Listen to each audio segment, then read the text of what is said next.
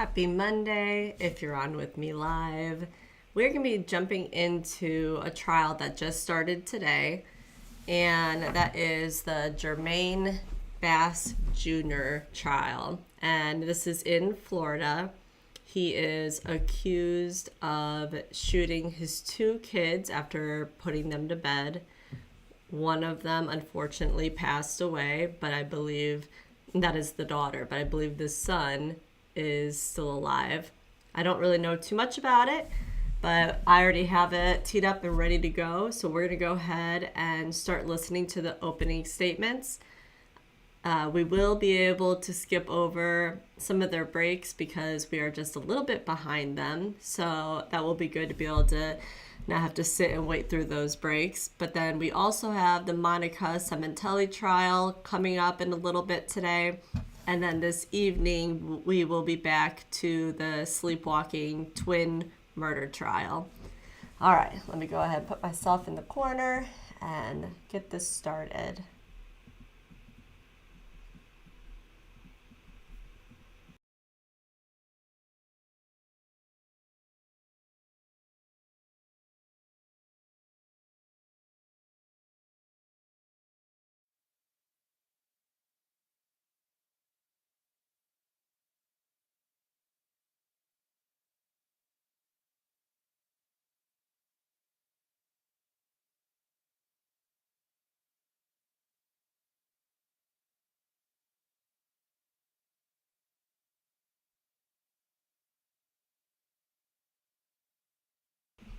That is their audio that's muted right now, so they'll turn it on just a minute.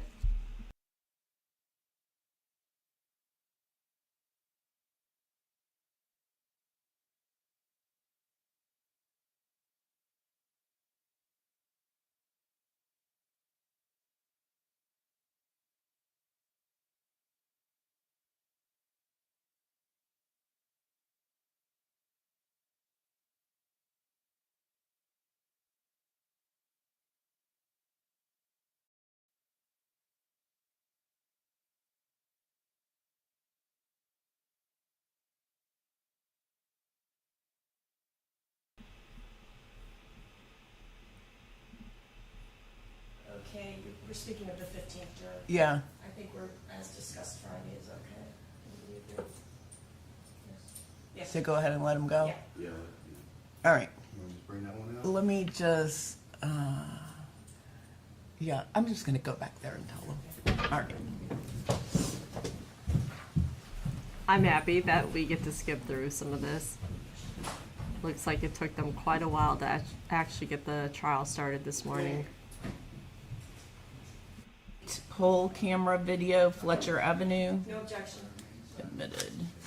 9, 10, 11, 12, and 13 are shell casings. No objection. They'll all be received. 14, blankets and pillow. No objection. Received. 15, wallet from master dresser drawer. No objection. Received. 16, Glock 42 pistol from dresser drawer. The sole objection to 16 would be that it is a potential fruit of the poisonous tree from the statements. So for that reason alone, I object. All right, that'll be admitted over objection related to the motion to suppress. Thank you. 17 and 18 projectiles No objection. received. 19 and 20 projectiles received. 21 cell site map No objection. received. 22A through, what's that supposed to be? Judge, we didn't complete that one yet because. Sorry, I'm there's some skipping photos that are ahead part of this their position from the defense that we haven't addressed yet. Evidence so I didn't- going in. I All right. don't really have them labeled yet. To Dr. O'Reilly, but it applies to either one. All right, Yeah, then that's, in fact, I've advised the doctor not to even mention the sex Okay. assault kit, Thank even you. though it's done typically. But I indicated to Ms. Schlemmer, if for some reason he mentions it or whatever, we've agreed. so I think that's it from me. Any logistical questions before we get started? Everybody good to go? All right. Stay prepared to make an opening statement. Yes, Your Honor. That was All right. almost 40 minutes that we got to skip ahead. I'm glad we started just a little bit late.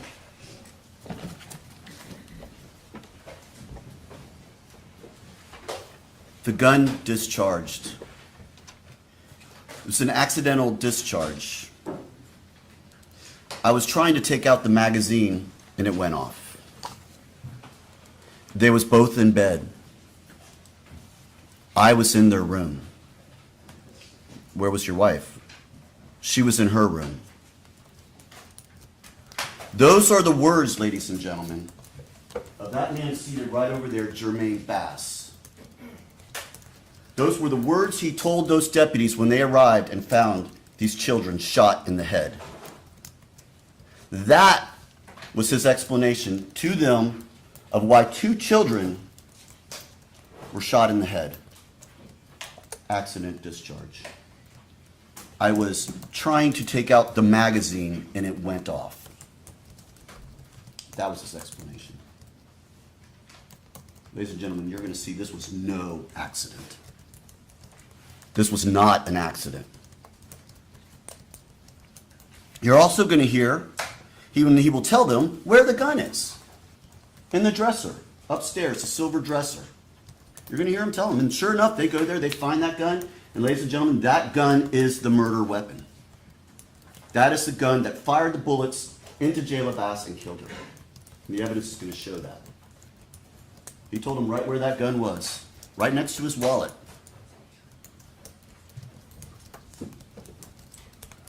You will not only hear these things, you will see him say these things to the deputies when they arrive on scene. You're going to hear from some of the responding deputies that arrive. These deputies wear what are called body-worn cameras. These cameras capture interactions with citizens, interactions during events. They come on generally when they're responding to a scene. They're not on all the time, but they come on when they're responding to a scene. And these came on for some of these deputies. So you are going to see Jermaine Bass that night. You're going to hear his explanation to the deputies of how both his children ended up shot in the head. What you will not hear from him are any questions about how is his daughter doing? How is his son doing? Objection. Improper argument. Sustained. You will never hear him say it was anyone else other than it was an accidental discharge while I was taking out the magazine. That's what you will hear. But the evidence will show you, ladies and gentlemen, this was no accidental discharge. 5 shots from that Glock. 4 hit their target. 3 of them went into the head of Jayla Bass, his daughter, his 5-year-old daughter, as she lay in the bed right next to her brother, who was also shot in the head, in the temple. These were aimed, they were precise, they were targeted right to the most crucial part of the body, the head. 5 shots, 4 in the head. That's what the evidence is going to show you, ladies and gentlemen. On August 29th of 2022, this defendant right here walked into that bedroom where these 2 little children were laying in their bed, and he shot 5 times into their heads. Why this man would take the life of his 5-year-old daughter, Jayla Bass, and attempt to take the life of his 8-year-old son, Jermaine Bass, we may not know. We may never know. But remember, ladies and gentlemen, I told you during voir dire that we don't have to prove motive. But ladies and gentlemen, you will hear some evidence. You will hear some evidence that something was not right in the Bass household. Something was not going right there. Because, ladies and gentlemen, the evidence is going to show you that this house involved Jermaine Bass, who lived there with his wife, Shirley Bass, and their daughter, Jayla, and the son, Jermaine, as well. And it might get a little confusing, ladies and gentlemen, so I'm going to probably call the son JJ. That's kind of the nickname they gave him, because both the son and father are both named Jermaine Bass, and there's no like junior or anything like that. So if you hear me from time to time use the word JJ, I'm referring to the son. So on this date, on August 29th of 2022, you're going to hear that Shirley Bass, the wife, went by herself to a birthday dinner for her sister. You're going to hear that evening she left around 6 o'clock. She drove down, and where this happened is on Heritage Club. And I believe I told you about this during Bordire. This is an area up near USF. It's up near the Advent Hospital up there on Bruce B. Downs and Fletcher. Right kind of behind there, back in a little neighborhood there. And these are like townhomes that they lived in, okay? It's got an upstairs where the children's bedroom is, and there's a downstairs where it's kind of the kitchen and like a kind of a great room. And you're gonna hear that she left at 6. In fact, you'll see video of her car, her white Mercedes pulling out and heading towards Ruth's Chris Steakhouse down on West Shore. Okay, so she had to go all the way down Fletcher, get on 275, go all the way down to West Shore, if you all are familiar with the area, and then go to Ruth's Chris Steakhouse, where she was meeting the family for a celebration dinner for her sister. You're going to hear from some people who were at that dinner, and they will tell you Shirley was happy, everything seemed fine. Shirley goes there that night with her niece, China Gadsden, and you're going to hear from China Gadsden as well. All right? She's going to tell you that they were having a wonderful time. As Shirley went, and they had dinner, and everyone was getting along very well. Jermaine was not there. He was supposed to be home taking care of the kids. But he was not home taking care of the kids. The evidence is going to show that he left those kids, drove all the way to Ruth's Chris Steakhouse. Basically followed Shirley Bass. Why? We don't know, ladies and gentlemen. But he did. The phone records will conclusively show that he left. We also have video of his Nissan truck pulling out and leaving that residence, not long after Shirley leaves. You're going to hear from China that when they were driving away, as they were leaving Ruth's Chris, there was this truck behind her that was really driving aggressively and scaring her. She didn't know what was going on. It's tailgating her. So just as she's pulling onto the on-ramp to get on the interstate, this truck is right on her tail, and she's scared. So she stops the car. This truck pulls around her and stops in front. And who gets out of that car? Jermaine Bass. Gets out of that car angry and goes up to the driver's door, thinking that it would be his wife in the driver's seat, but it was China. So he looks at his wife and says, "Are you drunk?"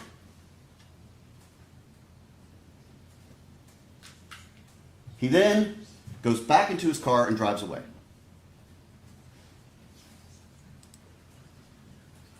Don't know why that was, but it's clear, ladies and gentlemen, there was some problems going on in that household.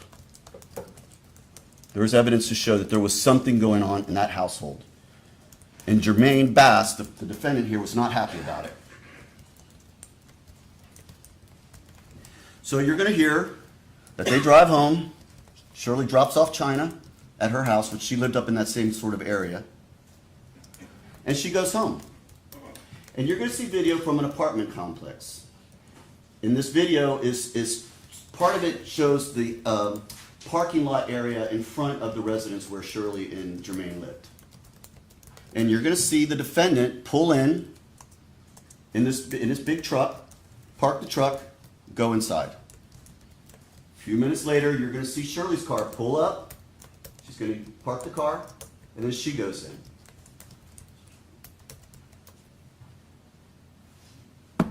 Less than 8 minutes later, you're going to see Shirley Bass outside, looking for help, frantic.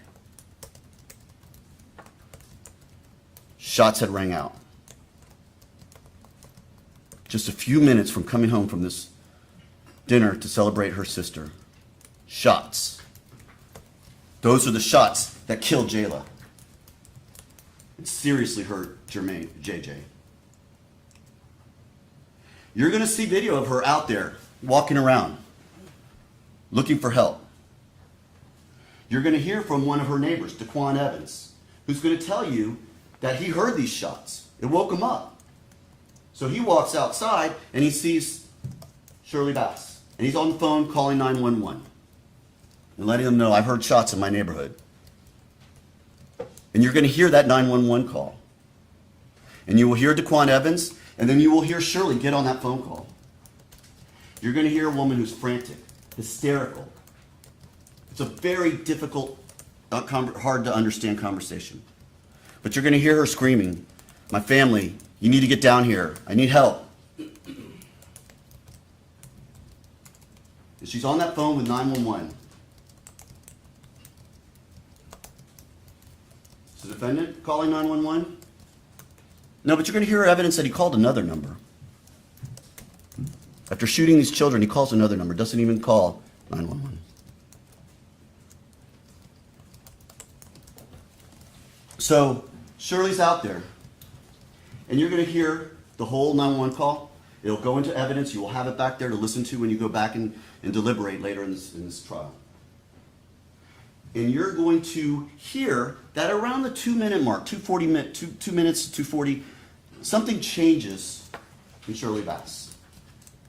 And based on the video you're going to see of her out there on the phone when she's talking to 911, and at one point she starts jumping. But you're going to see that the door opens up to the house of Shirley and Jermaine, and she walks over there. And right about that time, you're going to hear Shirley Bass on that phone screaming at somebody, "What the fuck is wrong with you?" She's yelling at that man right there, Jermaine Bass. It may not be clear if she knows what he's done, but she knows he's done something. And she screams, "What the fuck is wrong with you?" She says it a couple of times. So you're going to hear that 911 call on that night.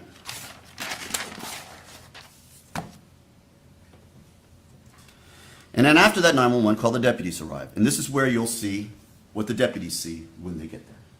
You're going to get to see it. Because this body-worn camera, it's going to take you into the house. It's going to take you into the apartment.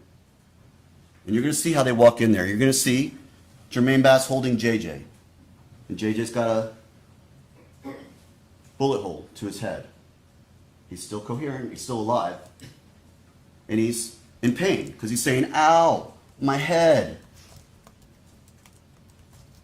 And Jermaine's just holding him. And they ask him, "Is there anyone else here?" He says, "No." So these deputies are clearing the house. And they do what they do when they come into a house and they don't know the situation. They want to make sure they know where everyone is. So they go and check out the rooms, make sure they clear the rooms. And they're going to tell you all about that. That's when they go upstairs and they go into the child's room. And suddenly one of them notices it's a little girl. And you're going to hear her. You're going to hear the moment you notice her. And you're going to hear him go, "Sweetie."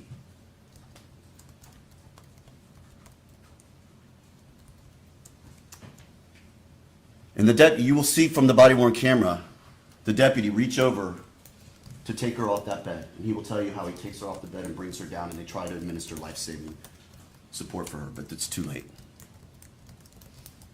But you will see her position. You will see her curled in that bed with blood all around her. This is what those deputies saw on that day. So they take her out. They take Jermaine away. The ambulance arrives and they get him out of there. And then you're going to see the defendant calmly telling him those things that I told you. I was unloading the magazine and it went off.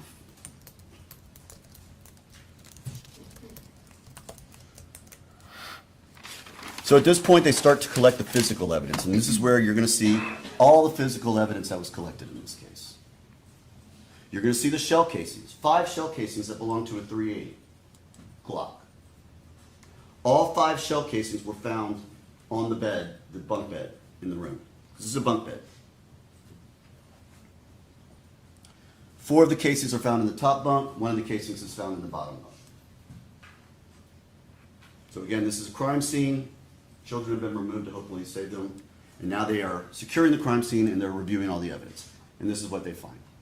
They find damage hole to one of the walls where a bullet clearly went through. And you're going to see that it did go through and it goes into the bathroom and the adjoining bathroom and it goes through that bathroom and into the wall. And they were able to obtain that projectile.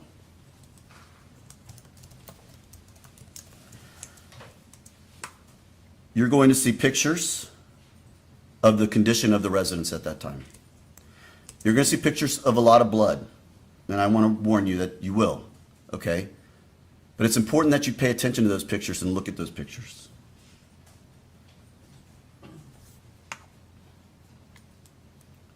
You're going to hear from a DNA expert. The Glock is found exactly where the defendant said it would be, in the silver dresser, right next to his wallet. And that Glock is taken out. It's looked at. The magazine in it is now empty. There's no other ammunition in the Glock. And they take that Glock in, and it gets analyzed. The comparison is done with the shell casings, and yes, they match. Those shell casings found in the room were in fact fired from that firearm. And you're going to have the firearms expert who's going to testify to you and explain to you how they know that. You'll also hear that the gun was swabbed. And what that means is they take like a solution or water and they rub it on the gun at different areas to determine whether they can pick up any DNA. And you're going to hear that on the grip and trigger, it's combined, so we don't know if it's both or so. But on the grip / trigger, as well as on the base of the gun where the magazine is put in, they're able to obtain DNA. And the DNA does match, in fact, Jermaine Bass. But there's one other source of the DNA, and you're going to hear that it matches the son, JJ, the other Jermaine Bass. Now, I want you to listen to that expert, and she's going to testify to you, and she's also explain to you about transfer DNA and how that occurs. If you touch someone and they're sweating or their skin cells get on you, and then you touch an object, you can transfer that person's DNA. Any bodily fluid can transfer the DNA to that property. And you're going to hear from that DNA expert who's going to explain all that to you. You're also going to hear, ladies and gentlemen, from a lady by the name of Anna Cox, who's what's called a blood spatter expert or blood stain expert. She's going to tell you and talk to you about those pictures and the blood analysis that she shows. What she will tell you is that both of these children were shot right next to each other. That their heads literally had to be almost touching. You're going to hear about what's called blood spatter, but it's where when a person is shot, the blood, once a bullet enters, has to expel from the body. And when it does, it creates a pattern. She's going to explain all that to you. And you're going to hear that the only place that pattern appears is on that top bunk, on the corner, by the wall, and on the railing there. The DNA on that spot matches the DNA of Jayla Bass and JJ, Jermaine Bass. She's going to tell you they were right next to each other when they were shot. The last moments of Jayla's life was laying in that bed next to her big brother.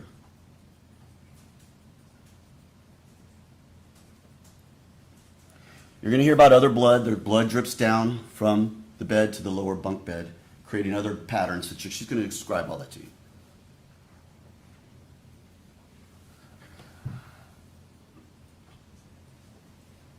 Ladies and gentlemen, her father,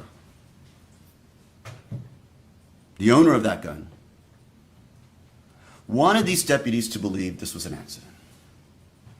Objection, improper argument. Overruled. That is what he told them. In those initial moments when the deputies arrived, that's what he tells them. This was an accident. An accidental discharge of 5 rounds. This isn't an automatic gun where you hold it down and it just fires repeatedly. You're going to hear from the firearms expert, every single one of those 5 shots had to pull that trigger. Every single one. It's not that if you hold it down, it'll go off. You're going to hear from this firearms expert. This was no accident, ladies and gentlemen. Not even close. This was a deliberate, intentional, premeditated act to kill those 2 children. Done by that man right there, Jermaine Bass. The state has no doubt, ladies and gentlemen, at the conclusion of the evidence in this case, that you will find the defendant guilty as charged of first-degree murder, guilty as charged of aggravated child abuse, 2 counts, and guilty as charged of attempted first-degree murder. Thank you. Would the defense like to make an opening statement at this time? Yes, sir. All right. Good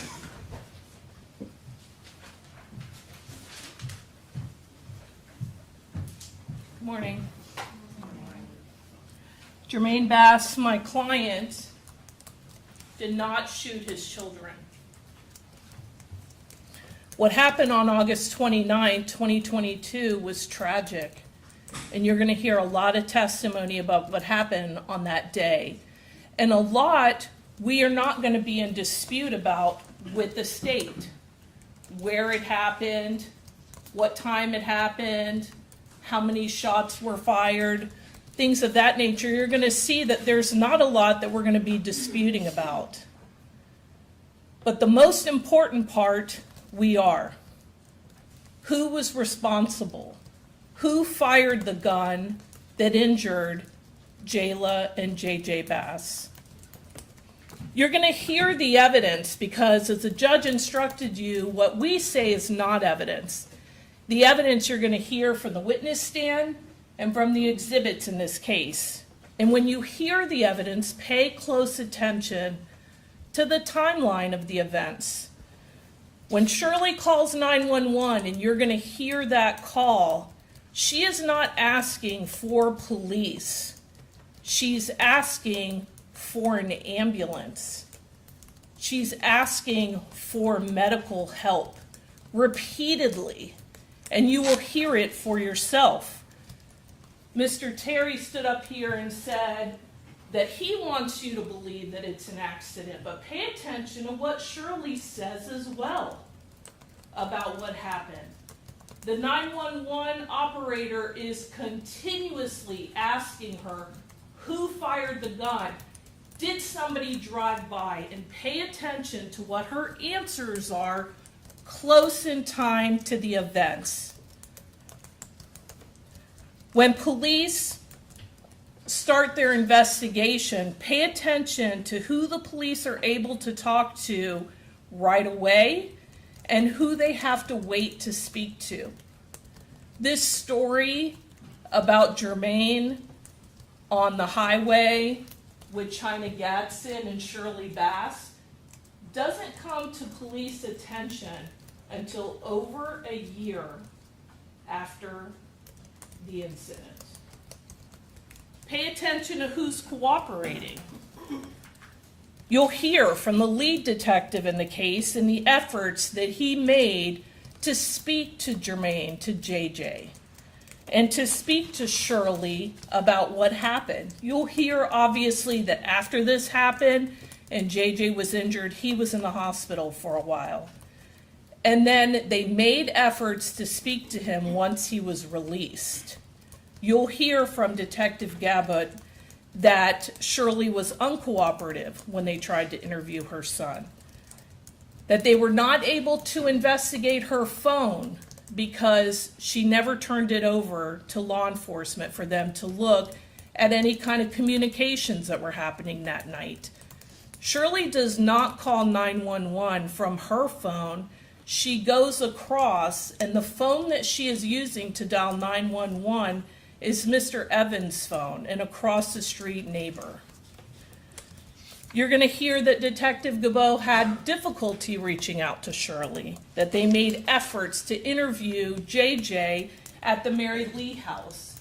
And the Mary Lee House is a location where law enforcement routinely interviews children because they're treated differently than an adult witness. And you'll hear that the first time they set it up, Shirley came, but then refused to let the interview happen.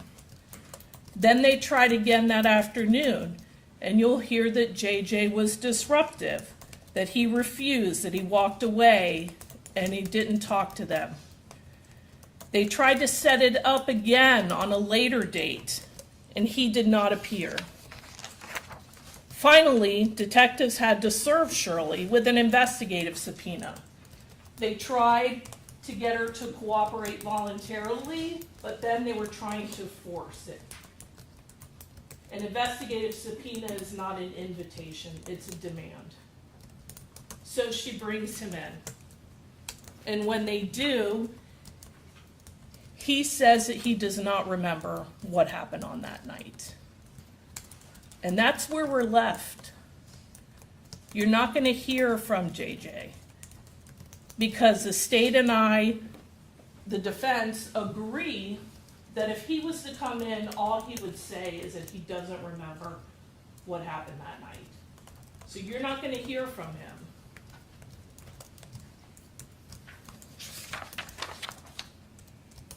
My client was cooperative with law enforcement. You're going to see how he brings his son down from the bedroom after his son is injured and is waiting downstairs while Shirley goes and calls 911 to get an ambulance to help him. He stays with his son. You'll see the interaction that he has with law enforcement. And pay attention to the evidence and the investigation that's done at the scene. As Mr. Terry told you, there's blood evidence at the scene. There's testing that's done. There's additional testing that is done because it's confusing. Children were moved. And so there's a question as to where things happen. And so the additional testing that was done in this case helps give you a clearer picture of what happened in that room. You'll see a purse that was found in the children's room that belonged to Shirley that has ammunition in it, and a holster, and a magazine. You'll also see an empty holster and a child's bassinet that's in the kid's bedroom, along with a little plate that has some eaten food on it. Pay attention to the inconsistencies in the testimony and the evidence. Listen not only to the answers that the witnesses say when the state asks questions, but also when we ask questions. There'll be different versions told by the witnesses and the evidence in the case. Listen with a critical ear. Use your discernment and your common sense in this case. Pay attention to where everyone is when shots are fired, what they saw and what they heard. The gun that was recovered in the master bedroom and the dresser, the testing that was done on the scene. And as the state told you, you're going to hear that not only was Jermaine, my client's DNA on the gun, but JJ's gun. And pay attention to why that area is swabbed. There's different areas that are swabbed, and the grip and the trigger are swabbed to determine who's handling the gun. That's why those areas are swabbed. And JJ's DNA is on that gun. In the end, you're going to have more questions in this case than answers. The state is going to try very hard, as you heard in opening statement, to try to convince you that my client shot his children that night. What they say is not evidence in the case or the true facts. The evidence comes from the witnesses, and you all were selected to determine what the true facts are in this case. Your job is the toughest job in this room. You have to determine what happened on a day that you were not there with people that you do not know. And it's going to be difficult and it's going to be hard. It's going to be emotional testimony, but you were picked for a reason. You agreed not to base your decision on sympathy or bias. You agreed to hold the state to their burden in this case. And you agreed to presume my client innocent. As difficult as it might be, that is your job as a juror. What happened on that day is very tragic and sad, but my client did not shoot his children. You will understand why he said what he said to police.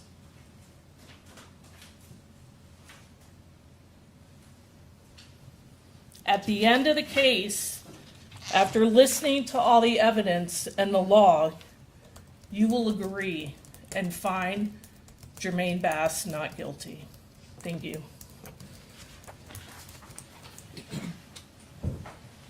Thank you. State can call your first witness. State will call Rebecca McLemmon. This case has turned into a really extreme, interesting, and not often that happens case. I mean, both parents are sitting here blaming each other for shooting the children.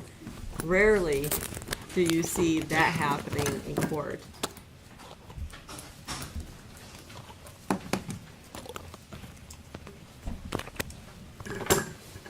Raise your right hand. Do you solemnly swear or affirm that the testimony that you're about to give in this cause will be the truth, the whole truth, and nothing but the truth? I do. Thank you. Step this way.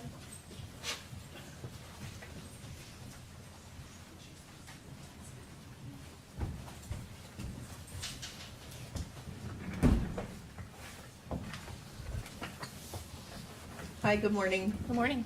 If you would please introduce yourself and spell your name for us. I'm Rebecca McLemmon, MacLeman, and I'm the 911 records custodian for Hillsborough County Sheriff's Office. All right, thank you, McLemmon. Ms. McLemmon, I was just about to ask you what you do, and what are the jobs and duties of a records custodian of 911 at the Hillsborough County Sheriff's Office? I save all calls as requested. Okay. And is that part of your regular course of business? What you do is routinely? It is. Okay.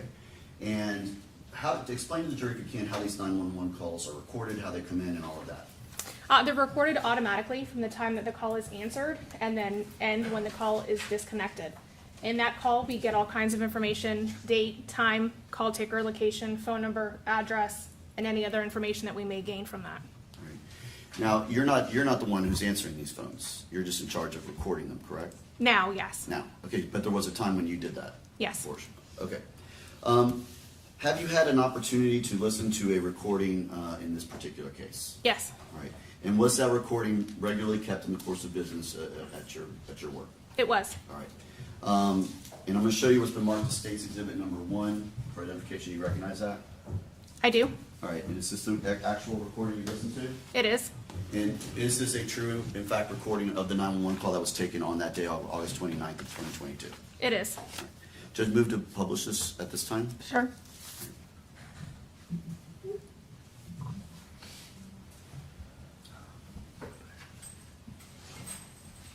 You should move.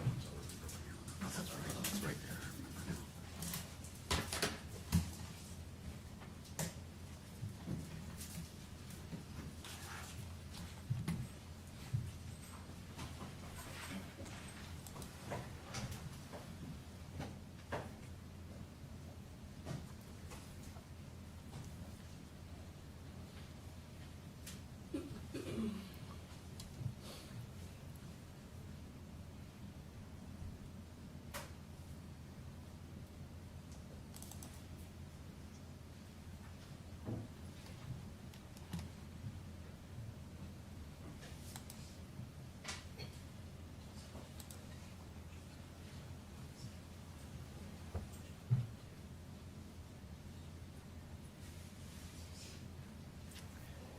Says it's playing.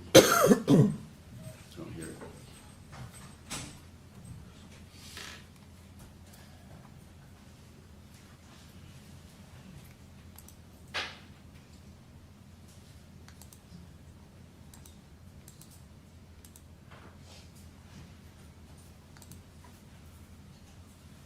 Played it earlier. You gotta project it up. Oh, project it up. I just heard that. Okay, do you know what area it's coming from? Like, is it coming from 137? Like Monday, August 29, 2022, 22:33 and 42 seconds. 911, do you need police, fire, or medical? Hey, how you doing? It's an emergency. I heard some gunshots in my neighborhood. Okay, let's see. 13915, American Heritage Club Drive, Hampton, Okay. Florida. This is a house, mobile home, or apartment? an apartment I heard outside. Okay, how many shots did you hear? I heard a couple, but a lady downstairs said something bad is happening. I don't know. I just heard gunshots. I did. Okay, do you know what area it's coming from? Like, is it coming from 137, 42nd, any specific area? No, just in the neighborhood. Okay. How long ago did you hear Just like 2 minutes ago. them? Okay. Now, after you heard the shot, did you see or hear anything else suspicious? Somebody screaming, a car that sped off really quickly, anything like that? Yeah, she right here right now. Okay. Do you want to put her on the phone? Yeah. Want to be on the phone? Yeah. Sheriff's office, can you tell me what happened? Okay, what happened?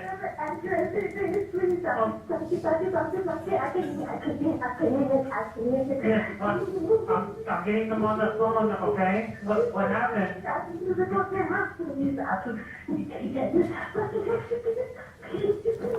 Okay, hold on, ma'am, I can't understand a word you're saying because you're crying.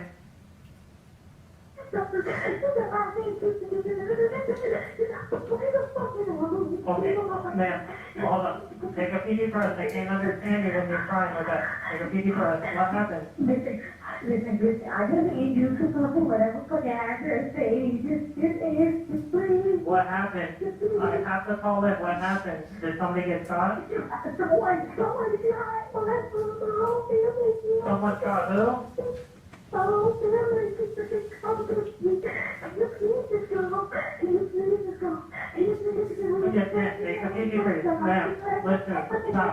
Ma'am. I can't. Stop talking and breathe. Just stop talking and breathe. Sir, do you not fucking understand? Yes, I understand, ma'am. I can't understand you. In this house. Okay. I do not know what fucking happened. Okay, I can't. All right, I'm getting you on the phone. Ma'am. Ma'am.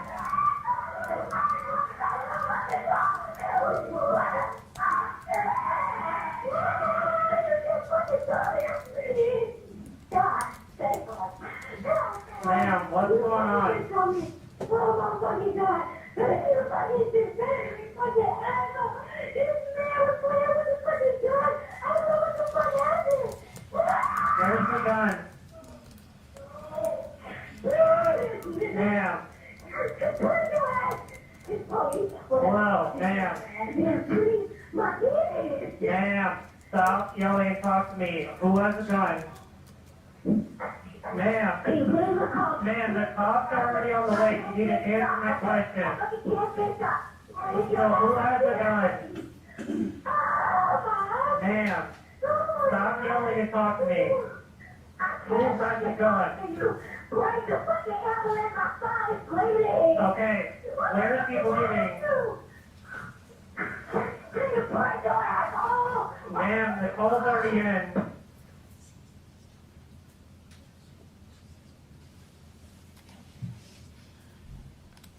Now let me ask you, there's a pause right here. What is that?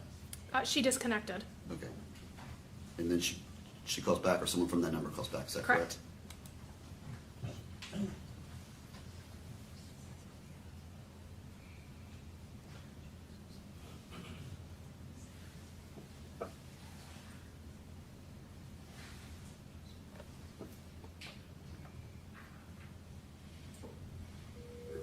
Number one, you need police, fire, or medical.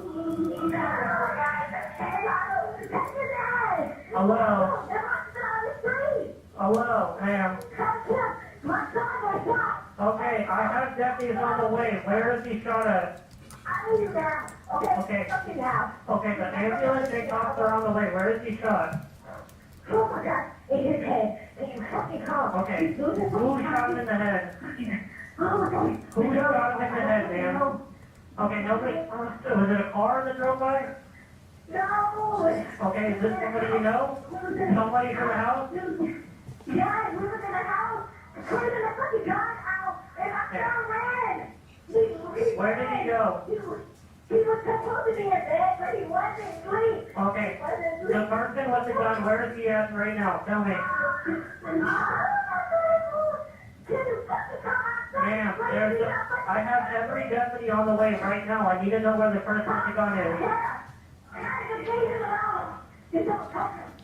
Are you asshole, police? What the fuck is wrong with you? Ma'am. What is wrong with you? What the fuck is wrong? Ma'am, stop yelling. Ma'am, what's the house number that he's at? I have a call in. 139 139 what? What is it, 13915? Okay, ma'am, I'm trying to get the guy who did this, and I need to know where he is with the gun. Ma'am, they're coming. The police and the ambulance are on the way.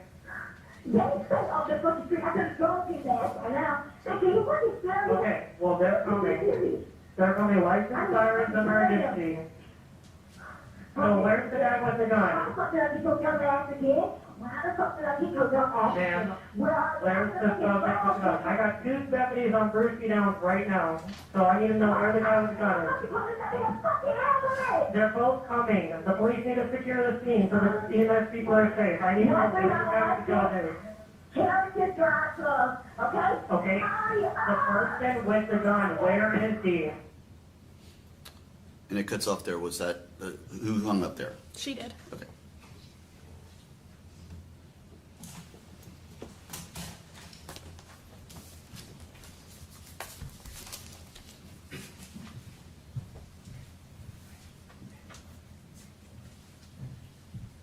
All right, Judge, I don't have any further questions of this witness. All right.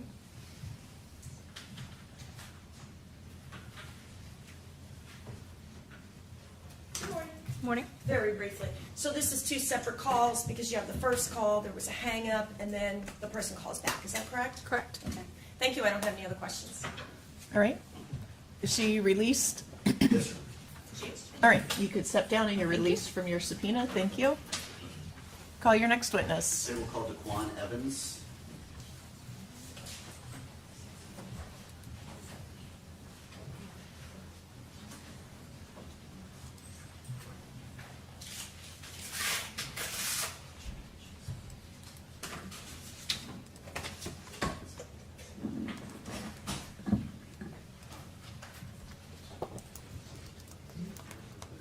Raise your right hand, please.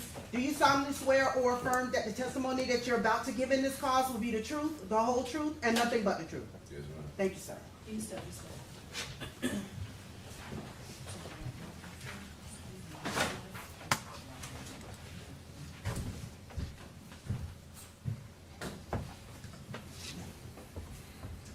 Morning. If you would please introduce yourself and spell your name for us. I'm Daquan Evans. First name D-A-Q-U-A-N. Last name E-V-A-N-S. Thank you. Good morning, Mr. Evans. If you could, where are you currently living? I live in Ocala, Florida. Back in 2022, in August of 2022, where were you living at that time? I was staying off 13, well, I can't remember the name of it, but I was down here in school as a student athlete in some condominium apartments. What school were you going to? University of South Florida. All right, and you were a student at, what were you playing? Football. All right. And what are you doing now? I'm a mentor for Wake Up Mentoring based out of Orlando, Florida. All right. Now going back to August 22nd August 29th of 2022, you were a student here at USF, and were you living in the Heritage Club apartments? Yes, sir. All right. On that particular night, did something happen? Yes, sir. All right. What do you recall? When do you recall the first time knowing something was going on? I heard like 4 or 5 shots. All right. Where were you when you heard those shots? In my house, in my room. All right. And you described 4 or 5. Is that how many you thought you heard? Yeah. All right. What did you do upon hearing those shots? Like, back at home, I'm used to hearing those type of things going on, so I just reacted and made sure I was good in the house and just really stayed there until I heard, something else from my Ring camera. And I just went downstairs and I ran into a lady. How long after you heard these shots did you hear this or see this lady? On my Ring camera, probably like next 5 to 10 minutes. All right. Could it have been quicker than that or longer than that? Do you know? No, I don't know. All right. What did you do upon seeing this lady? I went downstairs and she asked for help, basically for me to call, the officers. She asked for the address, and that's what I did. All right. And were you in fact, the person who called 911? Yes, sir. All right. And it was your phone she was on during that conversation? Yes, sir. All right. How did she appear to you? Like, shocked. Like she was lost the words a little bit. All right. Now, you mentioned a ring camera. So your building had a ring camera at that point in time? Yes, sir. All right. I'm going to show you what's been marked as State's Exhibit number 7. Did you have a chance to look at this video? Yes, sir. All right. And this is a video, in fact, from your ring camera on that night? Yes, sir. All right. And does this fairly and accurately depict kind of what happened in that moment when she was at your door? Yes, sir. All right. Judge moved out State's Exhibit number 7 admitted into evidence. No objection. It's admitted. May I publish, Your Honor? Yes.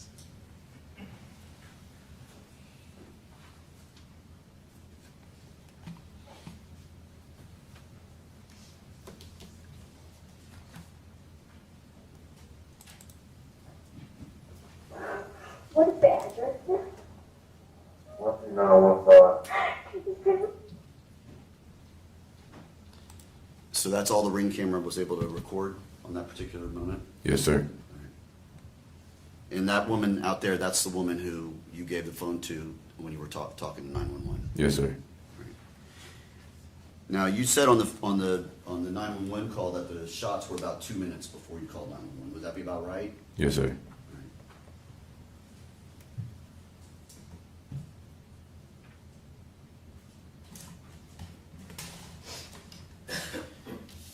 After hearing those shots, calling 911 and seeing that lady out there, did you do anything else?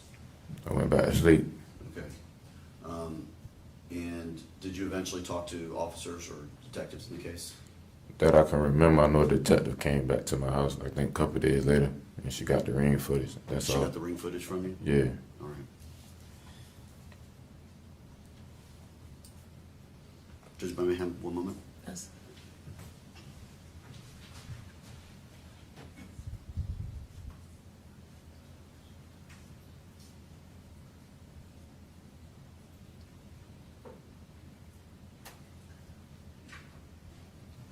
And just to be clear, you said you called 911 2 minutes after you hear these shots, or about that time. Yes, sir. Had you seen Shirley Williams before you called 911? No, sir. You called 911 first, and then you saw Miss Williams at the door, or how did the timing never work? No, after the ring camera, then I called it for her. Then you called. Yeah. So you'd seen her at the ring door before, and then you called 911. Yeah, when she asked. Okay. And again, you described her as shocked. Yeah. All right. Was she be able to communicate with you? A little bit. Just asked for me to call 911. That's all I can remember. All right, Judge. I don't have any further questions for Mr. Evans. All right.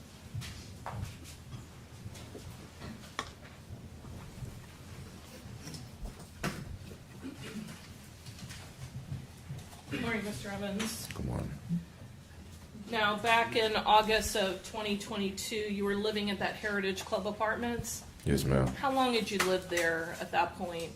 Probably like a year. Okay. And your schedule was pretty busy back then in the summer? Yes, ma'am. So it wasn't a situation where you would kind of hang out around the apartment or anything like that? No, ma'am. All of the places in that complex are all townhouses? Yes, ma'am.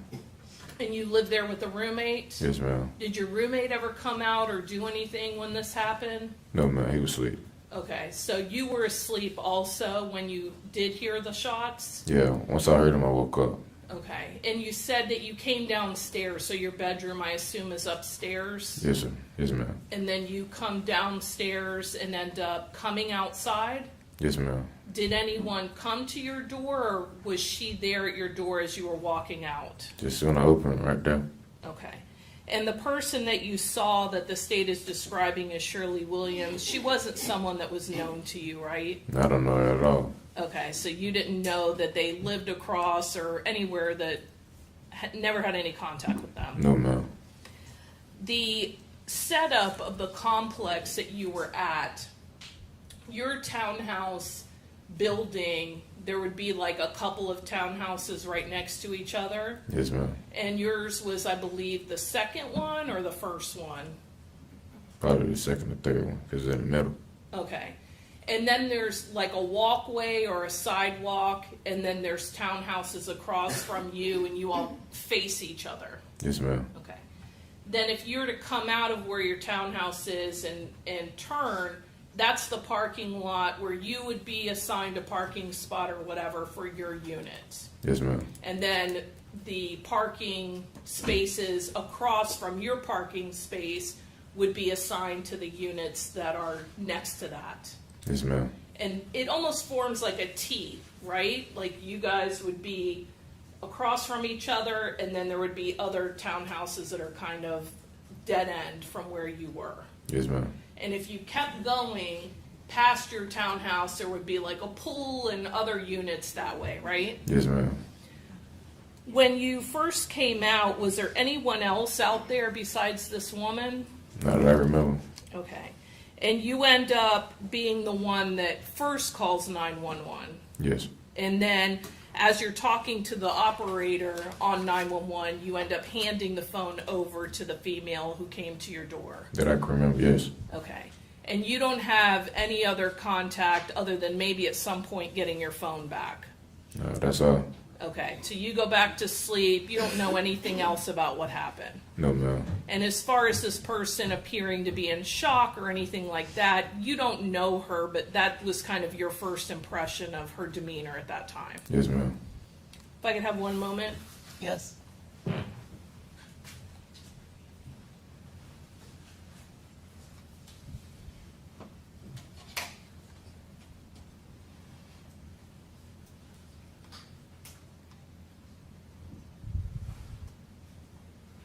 Nothing further. Mr. Evans, just to clear something up, I misspoke and I called her Shirley Williams. Her name's Shirley Bass. Do you know Shirley Bass? No, sir. Okay, so when you saw that lady at your door, was that the first time you'd seen her? Yes, sir. All right. Had you ever spoken to her previous to that? No, sir. Did you ever speak to her after that? No, sir. All right, so that was the only time that you had ever seen Miss Bass. Yes, sir. All right. Nothing further, Judge. All right. You can step down, sir. Thank you. He released from his subpoena. Yes, Your Honor. Yes, Your Honor. All right. Call your next witness. State will call Deputy Scott Rainey.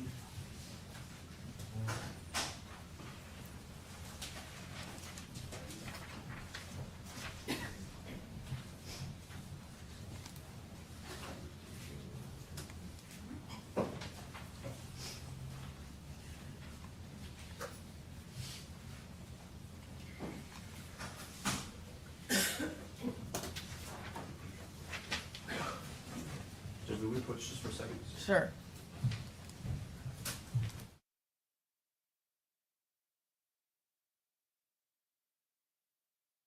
Okay, so this happened in August 2022, I guess I should say. I'm not sure why it was pushed so long, Do you solemnly swear or affirm that the testimony that you're about to give in this cause will be the truth, the whole truth, and nothing but the truth? Thank you, sir. but I will find out why. Also, he is in jail and he has a $2.5 million bond. And he has not bonded out, so he is still in jail. Good morning. If you would please introduce yourself and spell your name for us. Yes, ma'am. Deputy Rainey, R-A-N-N-E-Y. You have a first name? Scott. Thank you. I'm sorry, Mr. Chair, I'm just gonna remove all objections as to this witness. All right. Thank you. Same rulings.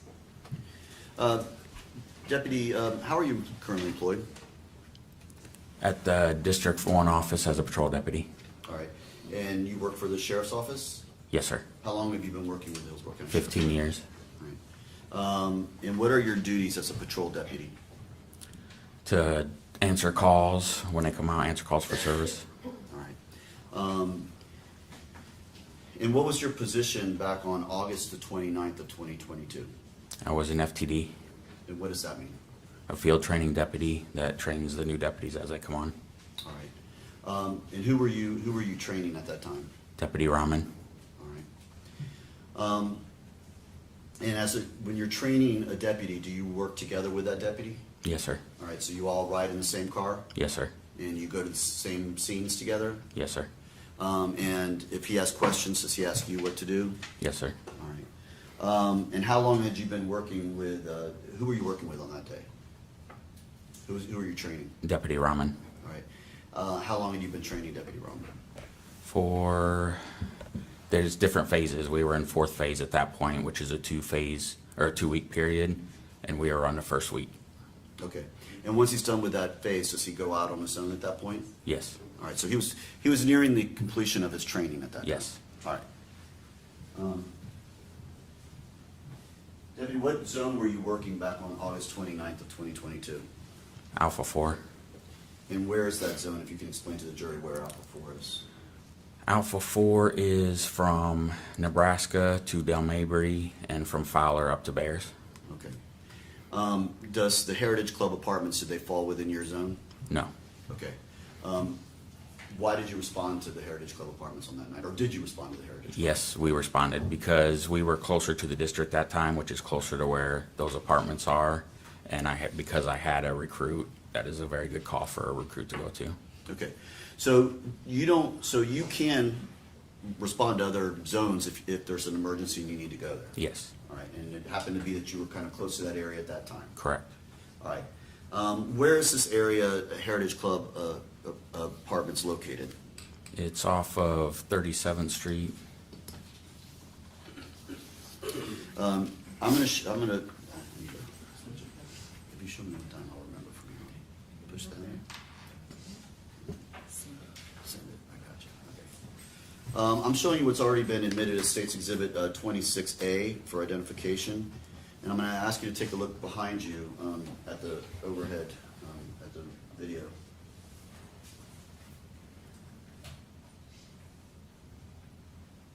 All right. Do you see in there where Heritage Club Drive is, the location where this incident occurred? Yes. If you could, please, could you stand up and point to it and kind of describe it so it can be on the record? Right here in this area. Which is basically kind of the middle of the screen? Correct. And is there, and what's next to it? Is there like an identification tag? Or As in the a red marker? dot? Yeah, red dot? Yes. Okay. And that's where the apartment was located that you went to on that day? Correct. And where is like Fletcher and Bruce B. Downs and USF and all that? Can you describe Bruce B. it? Downs is over here, Fletcher is right along here, and this was at 37th Street I was talking about. Okay. Right, and showing you what's marked as State's Exhibit number 26B that's previously been introduced into evidence. Is this the apartment complex we're talking about? Yeah, yes, it is. Back it up. All right, and can you tell kind of where you went on that particular day? Do I have it backwards, or how do I have the? Can you spin it that way? Okay, yes, so this is again 37th Street right here. Right. And then when On you the come in- left, on the left part of Yes. the, On the left side right here. thank you. And then Fletcher would be down on the southern part, and Bruce B. Downs would be over on this side. He goes up and around. All right, and where did you go in, and how did you enter into the scene? We entered in on this right here, and then we went up, and into the actual apartment is up a little higher, like right here. And you're pointing to the top part of the picture, to the building, like right in the middle of all those buildings. Correct. And that's the location of the apartment you all went to? Yes, on sir. On that particular evening? Yes, sir. All right, thank you, sir. You can go ahead and sit down.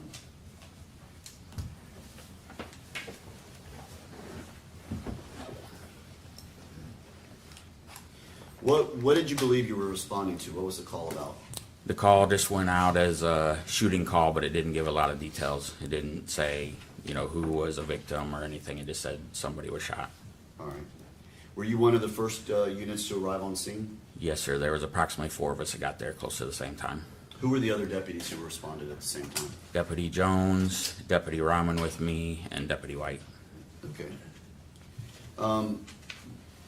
Describe to the jury what you saw as you were driving up to the scene, and as far as the outside of the apartment. There wasn't a whole lot outside, just, a lot of cars because it's an apartment complex. When we were going towards the apartment, getting close to the door, there was a female outside, and then, we went past her and went on inside to the apartment. Well, was the female saying anything? How was she behaving? She was saying something. I wasn't close to her. There was another deputy, I believe it was Deputy Jones, was already talking to her when we got there, and we went around another way and went to the door. All right. And did you in fact enter the scene? Yes, sir. What did you see when you went into the residence? When I went in, you immediately went into like a kitchen area to the left.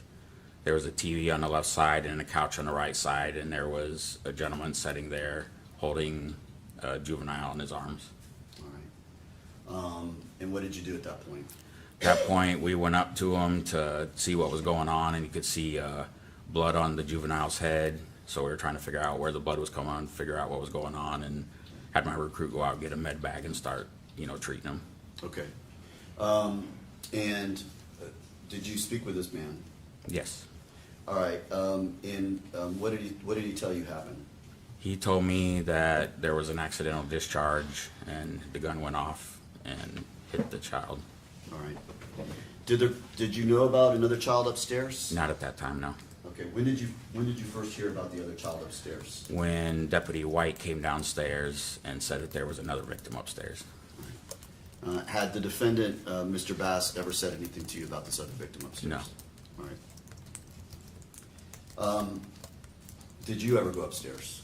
At one point I did go upstairs. I got up to the top of the stairs.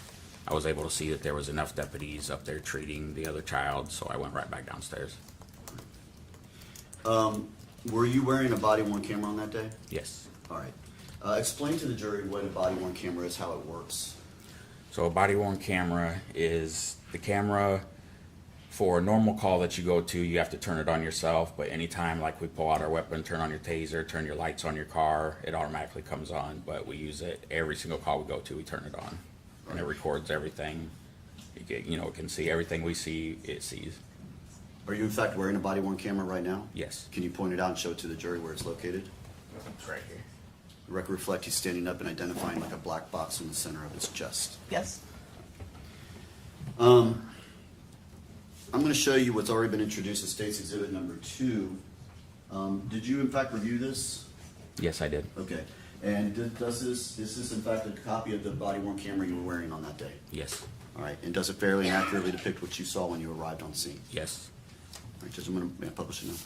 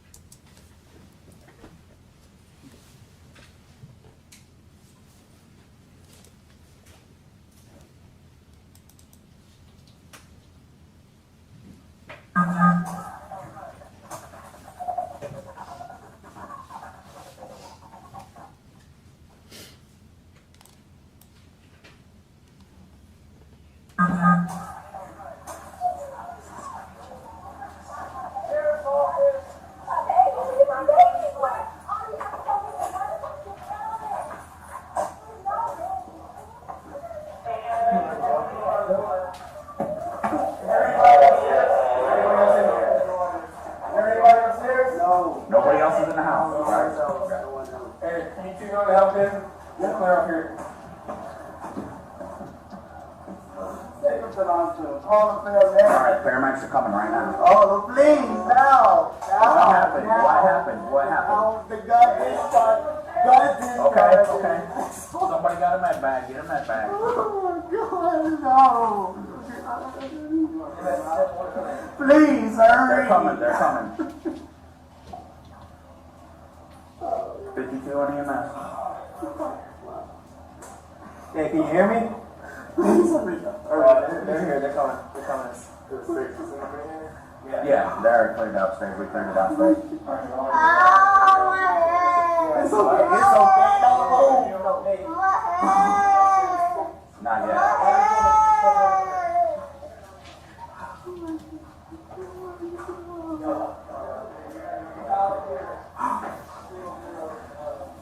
Hang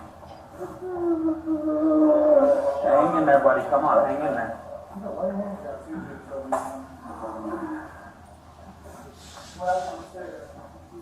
He said it was an accidental discharge.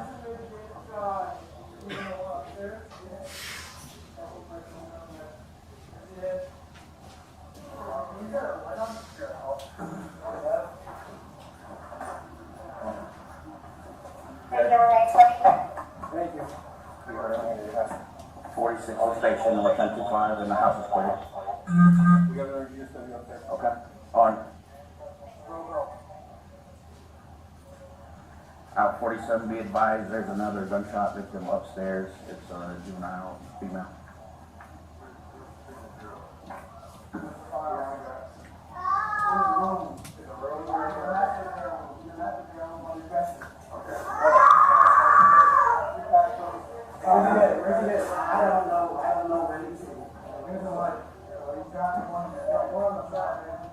Yes, 10-4.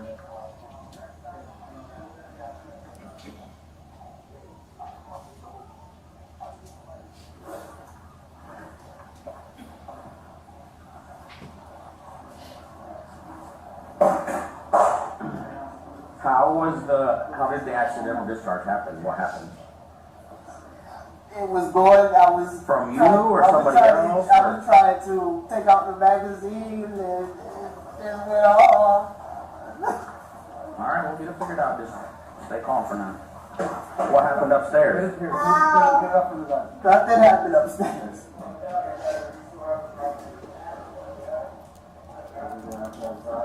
You have those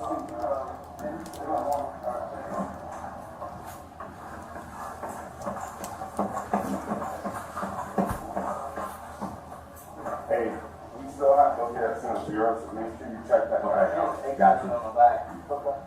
Is she breathing?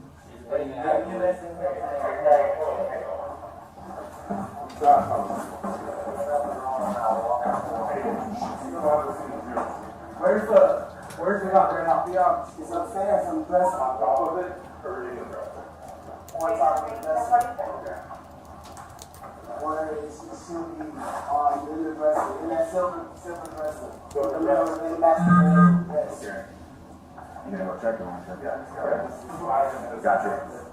Okay. What's one upstairs? Hey, what's upstairs? It's worse upstairs. Okay. Adult? No, juvenile, female. Okay. Take this one to the rescue. Two juvenile. Stay right where you're at. Stand up for me real quick. I'm just gonna pat you down for weapons. Put your hands on your head. Just put them on your head. On your head. There you go. Turn around for me. You got nothing on your right eye. You got something on the side of the head and his head. Left side of his head. All right, have a seat. You're good. Hey, guys, get up there. You're coming down now when you have a 4-year-old. Where at?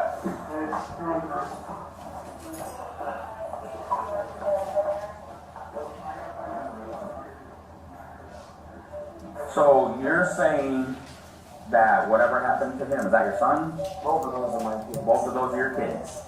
So it accidentally discharged and hit your son. What happened to your daughter upstairs?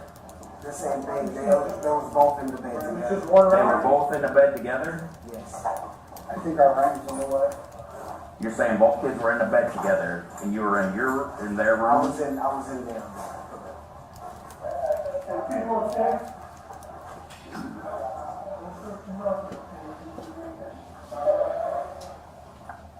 Out 47, the father's saying that he shot both of them with one round accidentally, the gun went off. So nobody else was in this house, just you and them? Me, my wife. And your wife? Where was she at? She was in her room. She was in her room? I went to the window. I'm gonna be ready. Yeah.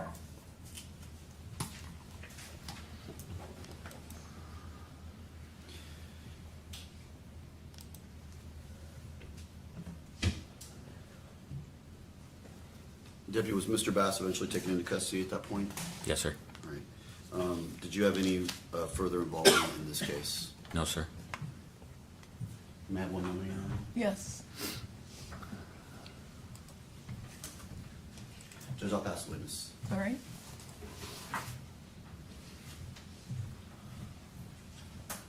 Morning, Deputy Rainey, how are you? Good, ma'am. I only have a couple additional questions Yes, for you. ma'am. All right, so when you entered the home, you saw Mr. Bass sitting on the couch cradling his son, correct? Yes, ma'am. Okay. And you could see that his son, JJ, had been injured. Yes, ma'am. Okay. And there was actual blood that was bleeding from JJ onto the father, Mr. Bass, correct? Yes, ma'am. Okay. And throughout your contact with Mr. Bass, he was cooperative with you, correct? Yes, ma'am. And we heard on the body cam he was yelling such stuff as, "Just help my child." Do you remember hearing that? Yes, ma'am. Okay. At some point, you are talking to him, and he says something about the gun being on the dresser. But then later, do you recall he does in fact say on or in the silver dresser? I remember him saying on the dresser. I think some other deputies were coming in and out and trying to say we still haven't found it yet, but I don't recall that part. That's okay. So do you believe then that at some point that he says on, but then does say it's in the silver dresser? It's a possibility, yes. All right. Other deputies body cams? Yes, ma'am. Okay. And it's you, Deputy White is there, Deputy Jones, and you are training Deputy Rahman, correct? Yes, ma'am. Okay. He also indicates that his wife was there as well. Is that correct? Yes, ma'am. Okay. All right. Judge, may we approach the bench? Yes.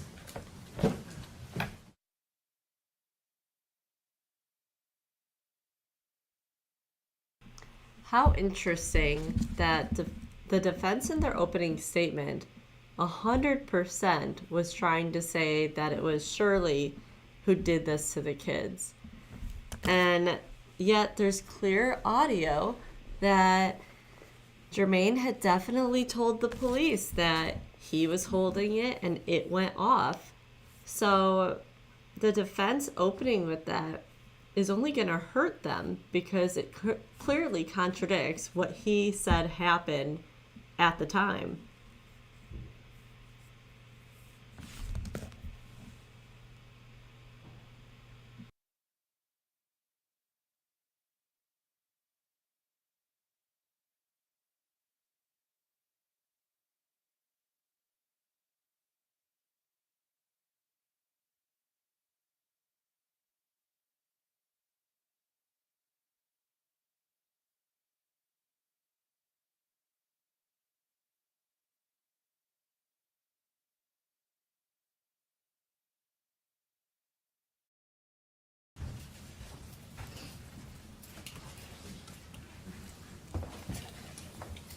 All right, the record should reflect the jury is not present. Go ahead. Thank you, Judge.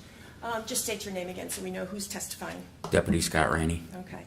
Now, Deputy Rainey, when you arrived, your body cam started about 10:44. Is that correct? Yes, ma'am. Okay. And you originally asked what happened, and Mr. Bass indicated the gun discharges, correct? Yes, ma'am. All right. Then, within the pretty much the same time limit at, let me step back, 5:37, you're stepping in and you asked, and he says gun discharges, right? Yes, ma'am. Okay, sorry about that. About 6:15 on the audio, a deputy is heard saying, "We got another one up here." Do you remember that? Yes, ma'am. Okay, so it sounds like it's pretty quickly on that you and other deputies determine that there is another victim upstairs, correct? Yes, ma'am. Okay.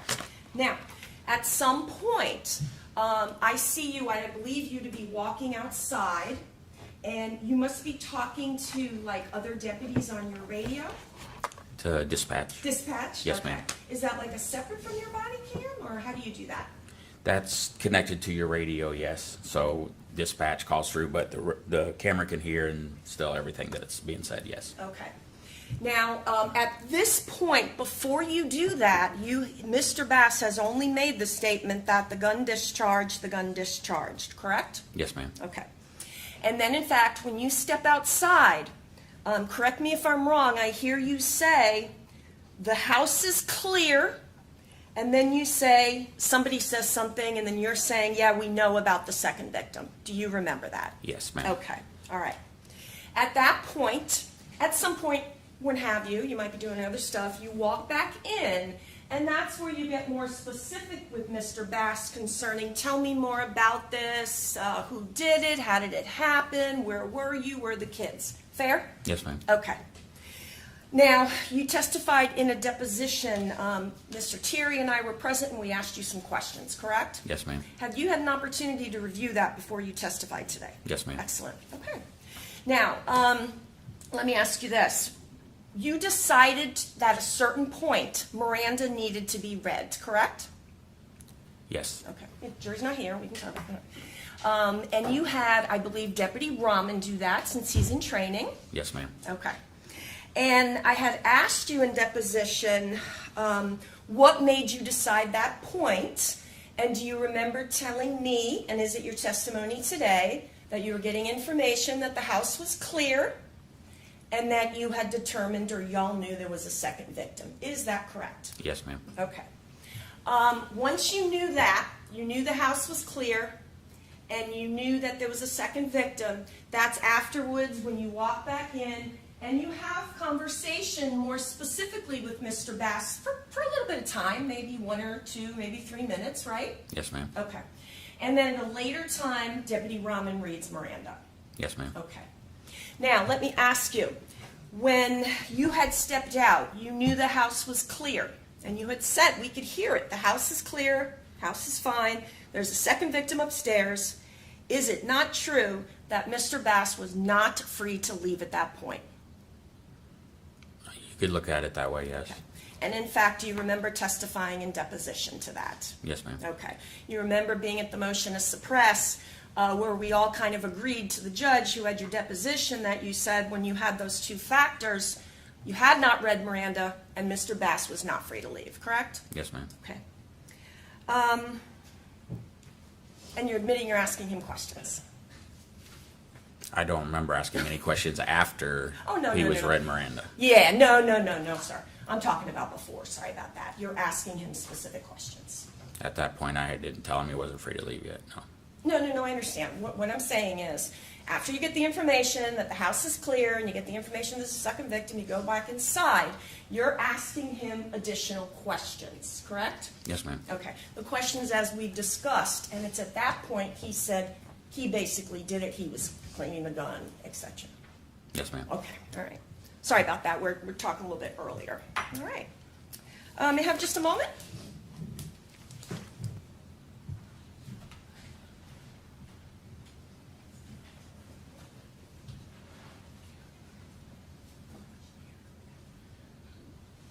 Thank you so much, Deputy. Did you want anything on the record from you? No, Your Honor. All right, you can step down, thank you. Yes, ma'am. Is he released from his subpoena now? He is not judge. All right, you're to remain on standby, but you can Yes. leave the courthouse. Yes, ma'am. All right. All right, we'll be in recess. Court's in recess. And we are lucky because we can skip the recess. I do think it's interesting listening to the 911 phone call of his neighbor and Shirley, and even sitting here listening to testimony that Jermaine is not sad, mad. He's just showing no emotions. And that is extremely weird to me. Especially if it was an accident like he's claiming. Wouldn't you be beyond devastated then and be upset? All right.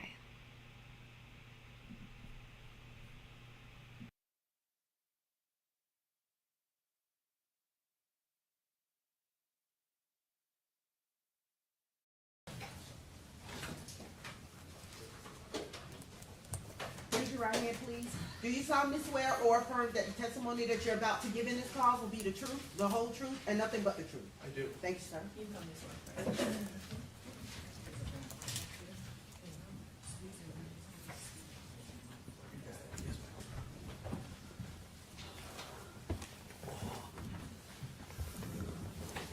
Good morning. If you would please introduce yourself and spell your name for us. Good morning, everyone. My name is Deputy Rahman. That's Rahman. First name? Adam. Good morning, Deputy Rahman. Where are you currently employed? I'm currently employed with the Hillsborough County Sheriff's Office, and I'm assigned to the Patrol Division, and I work in District 1. All right. How long have you been working with the Hillsborough County Sheriff's Office? Approximately 4 years. Did you have any prior law enforcement experience before that? No, I did not. All right. Back on August 29th of 2022, what were you doing at that time?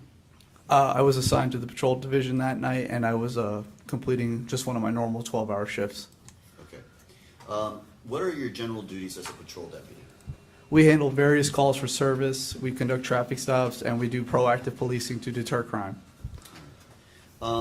Now, back on August 29th of 2022, how long had you been employed as a Hillsborough County Sheriff's Deputy? I did approximately 1 year in the academy, and I was finishing up the FTO process, which is approximately 4 months. All right, and what is that? So it's a 4-month process. During that time period, are you assigned to work with someone? Yes, so I'm assigned to another deputy who's pretty much like he will train me per each shift, and I was finishing it up. I had 2 days left with him, and then I was going to be on my own. All right, and who was this deputy? Who was your field training deputy? Deputy Rainey. Now, when as you work with Deputy Rainey, do you all ride together and go to each of the calls together? Yes, we do. I'm typically the one driving, and he's the one sitting in the passenger seat, just foreseeing what I'm doing and making sure that I'm not messing up anything critical. All right. Now, on August 29th of 2022, did you receive a call to respond to a scene out on Heritage Club Drive? Yes, I did. And did you recall what was it that you believed you were responding to at that time? We were responding to a shooting call for service. All right. And were you one of the first units on scene? Yes, I was. What did you do when you arrived?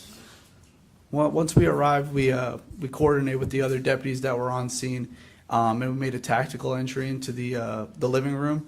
And then what we observed once we got on scene, we observed a adult male, Jermaine Bass, the defendant, and he was holding his son, who's also named Jermaine Bass, on the couch in the living room. Prior to going into the residence, when you pulled up, did you see anyone outside, or did you observe anyone outside? Yes, I believe I saw it was the mother Shirley. She was outside and she was screaming. She was just pretty much just screaming at the top of her lungs. Okay. And could you tell really what she was saying? Not exactly. I can't make out what she was saying, but she was screaming. How would you describe her demeanor at that point? Very frantic and scared, and just horrific is a good word to use for it. Now, when you made the tactical decision to go in, do you all take out your firearms as you do that? Yes, we all did have our lethal weapons drawn. All right, and what's the point of that? Because we don't know what we're going into. When we get a shooting call for service, there is the undeniable that there is a firearm located in the house, or there isn't a firearm located in the house. And once we determine that the scene is safe and there is no credible threat, that's when we holster our weapons. Okay. So you described that you went into the residence, you saw the defendant, Jermaine Bass? Yes, sir. And he was holding his child? Yes, he was. And just for the record right now, do you see the person you saw in that room holding that child on that day? Yes, I do. Can you identify him just for the record? He's sitting over there in the gray tuxedo. Record reflects he has identified the defendant, Your Honor? Yes. All right. Now, who all entered with you, do you recall? Yes, it was me, Deputy Rainey, Deputy Vander Bosch, Deputy White, and Deputy Nathaniel Jones. We were the initial first deputies on scene. All right. As you go in, and you said you saw the defendant there holding his child, what else did you go upstairs? So I did not go upstairs. Once we observed the defendant, Jermaine Bass, holding his son, we observed what appeared to be a gunshot wound to the left side of his head. And immediately we just attempted to render medical aid. Me and my partner, Deputy Vander Bosch, we grabbed our agency-issued medical kit, and we began to wrap his head in gauze to try to put pressure on the wound and stop the bleeding. All right. Did you hear the father saying anything about what happened? Yes, he made the spontaneous statement that it was an accidental discharge. All right. Were you wearing a body-worn camera on that day? Yes, I was. All right. And have you had a chance to review what's already been introduced into evidence as State's Exhibit number 4? Yes, I have. All right, and does this pretty fairly accurately depict what you saw when you went through on that morning? Yes, sir. All right. All right, thank you.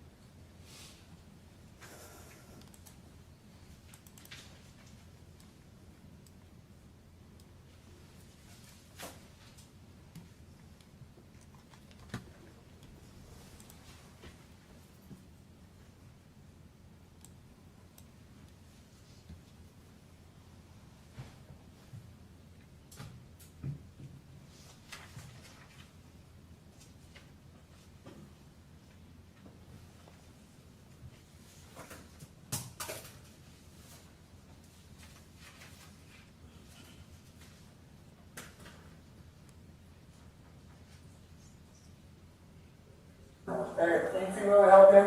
Yep, they're up here. Take him to the hospital. Almost there, there. Alright, paramedics come, right? Oh, please, now. The gun discharge. Somebody got a med bag, get a med bag. No. You want to bring them out? Please, hurry. They're coming. 52 right here. Hey, can you hear me? They're here, they're coming. They're coming. Over here. Yeah, they're cleared upstairs, we turned it downstairs. Alright, you already put that on the video? It's okay. You're okay. Not yet.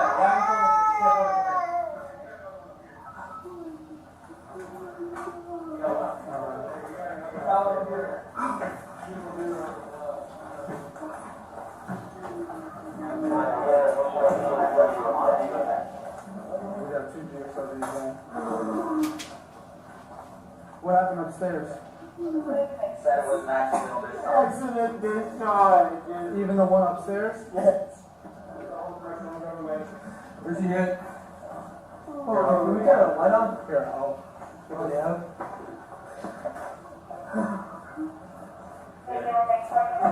Thank you.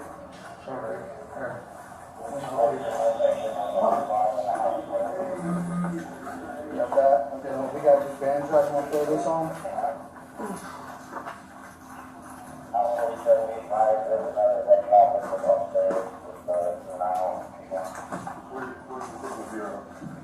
Where's the firearm?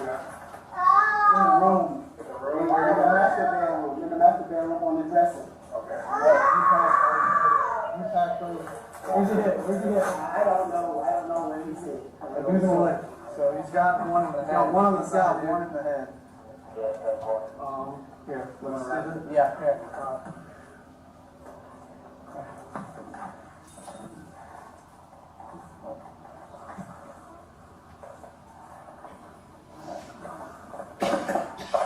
We're gonna have to lift this out. Let's see. It was going, I was trying to take out the magazine and they're all. Alright, we'll get it figured out this time. What happened upstairs? Get enough of the light. Nothing happened upstairs. There we go, got inside. Alright, do you have those 2 pins? I got one. Alright. Alright, we got those pins. We got one. Okay, let's see if we can check him for more injuries. Not yet, sir. Accidental discharge here. We got another victim upstairs. We got another.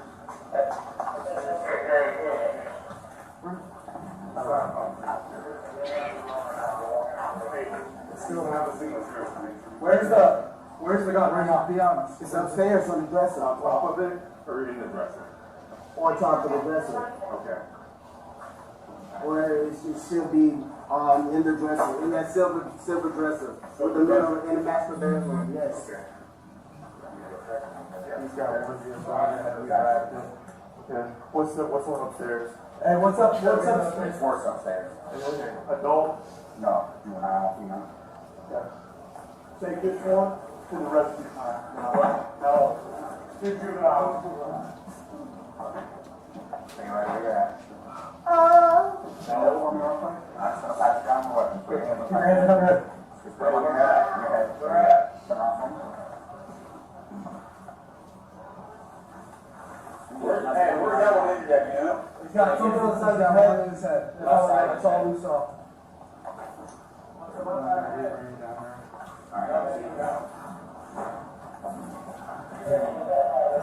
Hey, guys, yep, here, coming down now. We have a 4-year-old. Where at? Hey, through and through.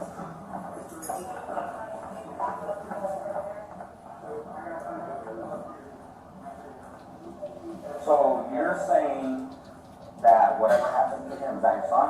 Both of those are my kids. Both of those are your kids. So it accidentally discharged and hit your son. What happened to your daughter upstairs? This same thing, there was both in the bed. It was just one round? They were both in the bed together? Yes. I think I remember from the way. You're saying both kids were in the bed together?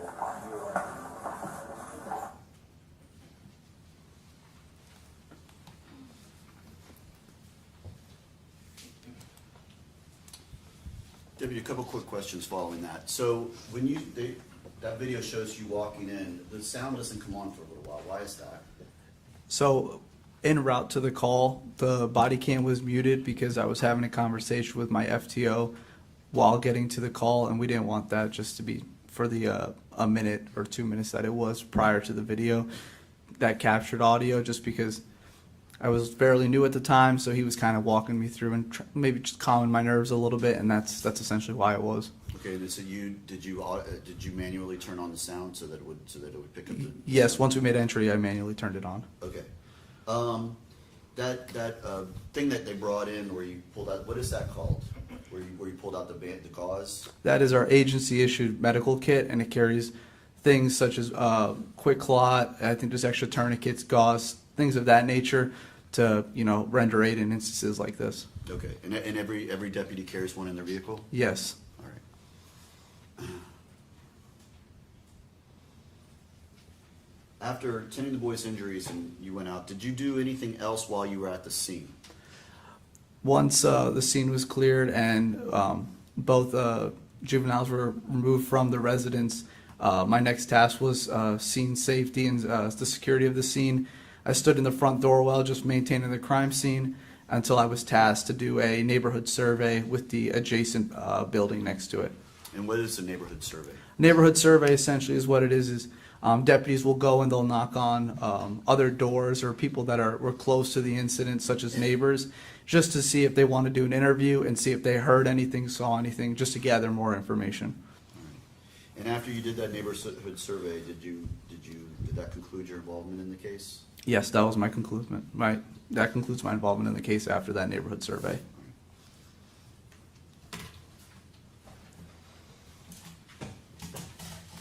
I might have one moment here. Yes. Judge, I will pass the witness this time. All right. Cross.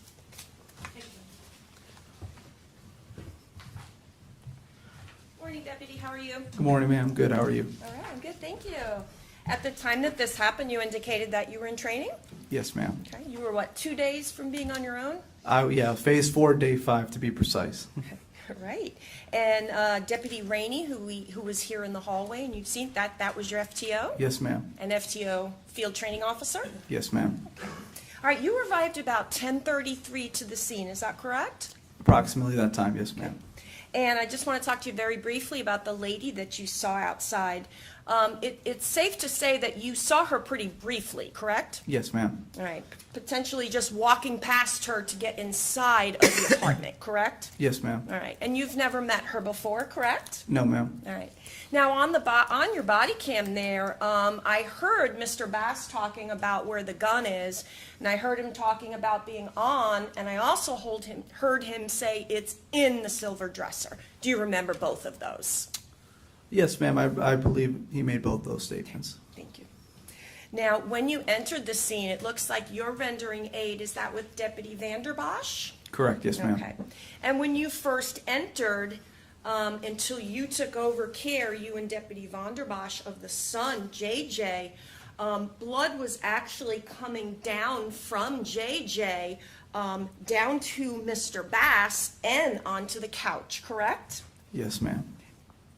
I also heard Mr. Bass, he's saying, please now call the paramedics, please now. Do you remember that, sir? Yes, ma'am. And at some point, we see a pat down. Is that pretty much just standard because a gun is involved in this case? It was standard, yes, because the firearm wasn't involved and we had not located it at that time. Okay. And you did not find anything during that, correct? No, ma'am. Okay. And may I have a moment, Judge? Yes.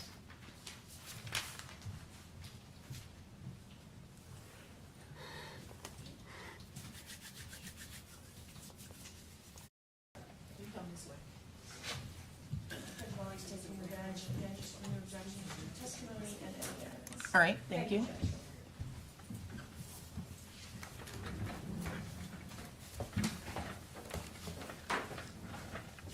Good morning. If you would please introduce yourself and spell your name for us. Morning, my name is Deputy Jason White, Jasonwhite. Thank you, Deputy. Deputy, how are you currently employed? I'm a Hillsborough County Sheriff's Deputy How long have you been working as a Hillsborough County Sheriff's Deputy? since June of 2020. What are your duties as a Hillsborough County Sheriff's Deputy? I'm a patrol deputy. Okay, what do you do in that? I respond to calls for service and then conduct proactive patrols. All right, back on August 29th of 2022, what was your position back at that time? I was a patrol deputy. All right. And did you receive a call to respond to a scene out on Heritage Club Drive? I did. All right. And is that located here in Hillsborough County? It is. Okay. And how were you close by the scene when you got the call? Yes, I was. All right. Was that kind of your general area where you worked as well? Yes, it is part of my district area. All right. And what was your belief that you were responding to at that time? A shooting. Okay. And were you one of the first units on the scene? Yes. All right. As you arrived at the scene, did you see anyone on the outside? I saw a woman. Okay, and describe to the jury what this woman was like. She was frantic and she was screaming towards the other deputy who I was with. Okay.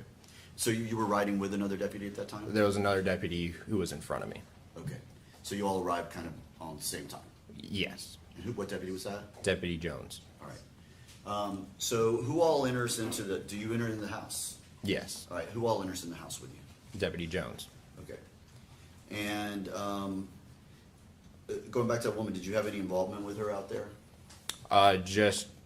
She was just yelling at us, so. Okay, but you didn't actually speak to her or have any conversations with her? We didn't really interact with her. All right. So when you went into the residence, what were you doing? We were checking to see what was going on, for one. Okay. What did you see when you went in there? There was a adult male sitting on the couch, and then there was a little boy in his arms. All right. Did you have your guns out? Yes. All right. And what did you do at that point? We began clearing the house. All right. Explain to the jury what it means when you say you're clearing the house. So we have to clear a house. We have to confirm that there's not someone in there that's still armed, that is still a threat, that if we start to render aid, someone else might come out and try to injure someone else while we're still there. Okay. And so where did you go to clear the house? We went to the staircase to go upstairs. All right. And who all went upstairs? Deputy Jones and I. All right. And where did you go when you went up there? I went into the kid's bedroom. All right. Where did Deputy Jones go? He went into the master bedroom. Describe to the jury, when you go in up the stairs, where is the kid's bedroom? So when you go up the stairs, the kid's bedroom is directly in front of the staircase, and then you have a bathroom immediately to our left-hand side, and the master bedroom is behind us. All right. What did you see when you went into the kid's bedroom? I saw blood on the floors and on the walls, and then I saw a bunk bed on my left-hand side. All right. And what did you do at that point? I checked the room, and then I checked the bunk bed. All right. And what did you see in the bunk bed? On the top bunk, I found a little girl. All right. And could you tell anything about the little girl? She was laying on her side, facing towards me. She was laying in blood, and she had a bullet hole in the center of her forehead. What did you do at that point? I told the other deputies what I found, and I went to grab a med bag. And those are another deputy's already testified. Those are things you keep in like everyone has in their, all the Yes. deputies have in their cars, correct? Yes. All right. And you do that because the paramedics weren't there yet, right? Yes. All right. So you go down and get the med bag. Do you go back up? Yes. And what do you do when you go back up? When I go back up, we started putting pressure on the wounds that she had until the medics arrived. All right. Were you wearing a body-worn camera on that day? Yes. All right. And I'm showing you what's already been introduced as State's Exhibit number 3. Is this in fact, did you review that and see that? Yes. All right.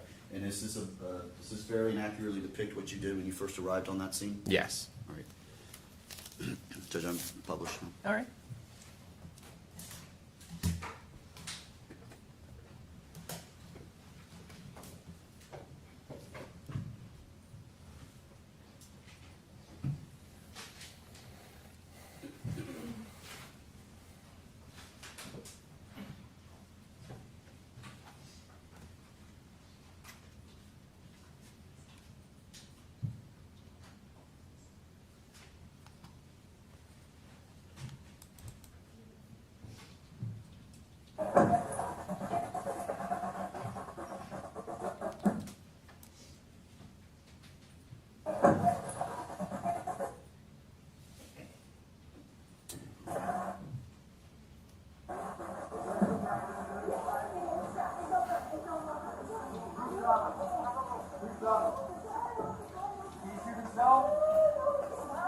So,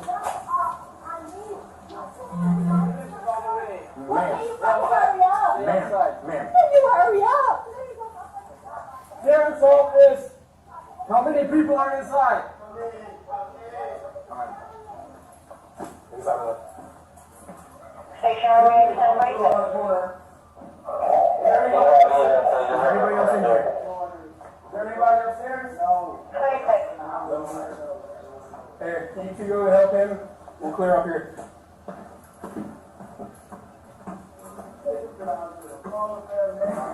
I'll look around. Yeah. Sheriff's office, anyone upstairs?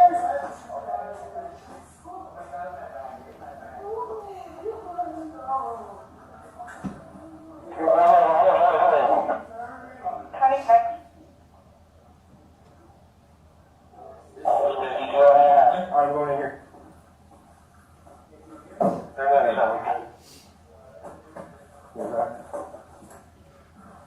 You guys trying to clear? Oh, what's going on? You see a fire? Hey! Sweetie!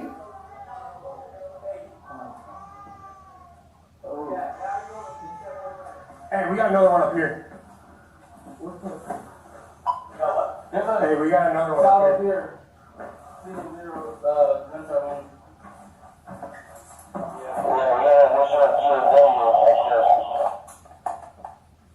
That's clear.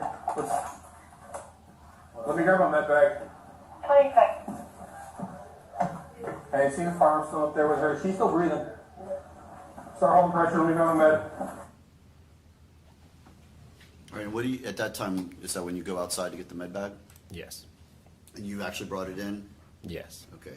And you go back upstairs? Yes. All right. And at that point in time, had the paramedics arrived yet? Not yet. All right. Did they get there soon after? Yes. All right. After the paramedics arrived and took the little girl, what was your duties at that time? Or what was your position? What were you have to do? Immediately after, I was just holding the scene upstairs. Okay, what does that mean by holding the scene? I'm standing up there, making sure no one who's not allowed to be in there comes up there. All right.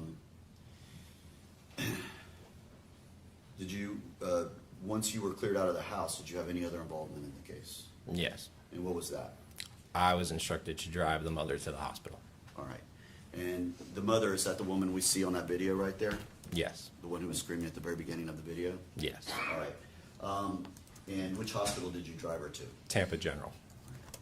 And what was her condition on the drive? She was frantic. Okay.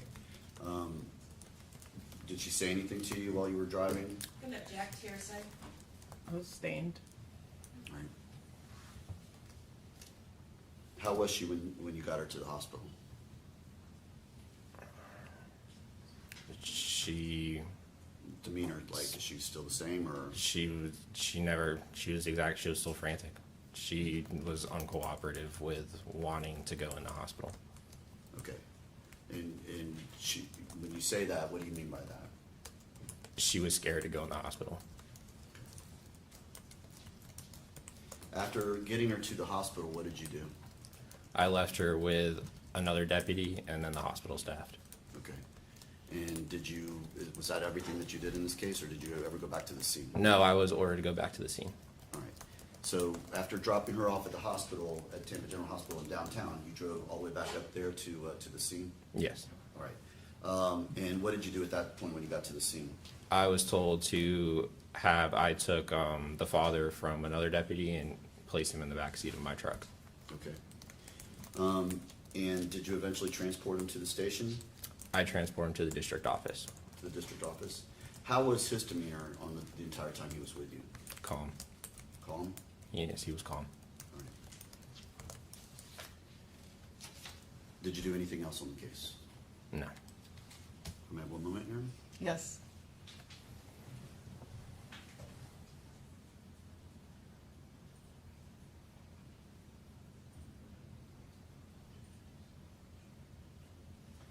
Can we approach this for 1 second? Sure.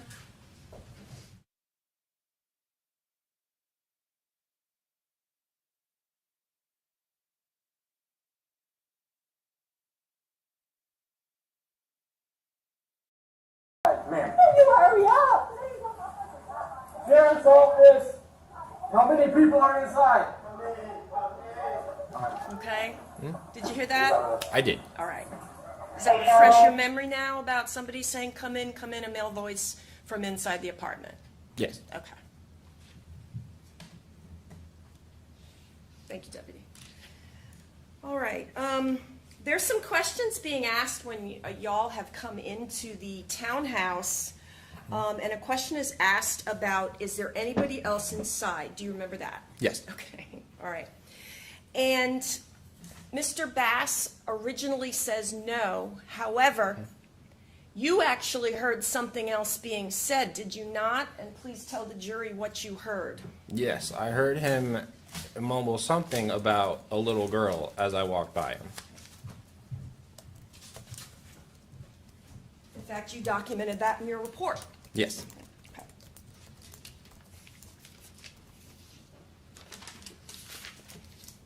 When you went upstairs, the only question I want to ask you about concerning Jayla Bass is, you saw a shell casing by her foot? Yes. Just one, right? There's one shell case. But you're not looking for evidence at that point. You're trying to help her. Correct. Right, okay. Now, Mr. Bass was in your patrol vehicle for several hours, waiting to be transported? He was back there for a long time, yes. Okay, all right. And had you ever met him before? No. Okay. And you have described him as calm. He was cooperative with you, didn't give you any problems, correct? Correct. Okay. And you also described him as being quiet, that he's very quiet. Is that fair? Yes. His demeanor. Okay. All right. All right. May I have a moment, Judge? Yes. Shut this down. Thank you, Deputy White. No other questions. Anything else? No, Your Honor. All right, you can step down. Thank you. Be released from his subpoena. Yes, Your Honor. You say yes. Yes. Thank you. All right, thank you. Call your next witness. State call Deputy Nathaniel Jones.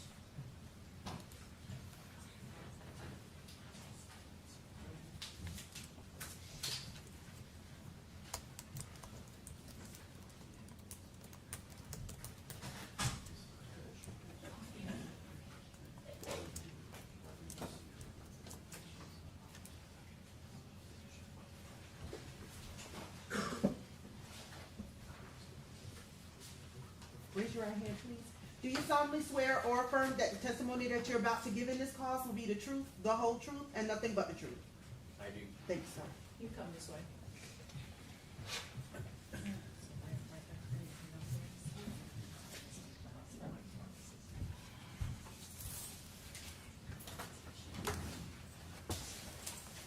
morning. If you would please introduce yourself and spell your name for us. My name is Deputy Nathaniel Jones, Nathaniel Jones. Thank you, Deputy. Deputy, how are you employed? I am employed with the Hillsborough County Sheriff's Office. What is your job at the Hillsborough County Sheriff's Office? I am a law enforcement deputy. Okay. Do you have any specific duties there as a member of the Hillsborough County Sheriff's Office? I am assigned to District 1 Patrol. All right. And as part of a patrol, you go out and you respond to scenes, you pull over traffic infractions, that sort of thing. Is that right? Correct. All right. What was your position back on August 29th of 2022? I was in the same capacity as a patrol deputy. How long have you been working with the Sheriff's Office at that time?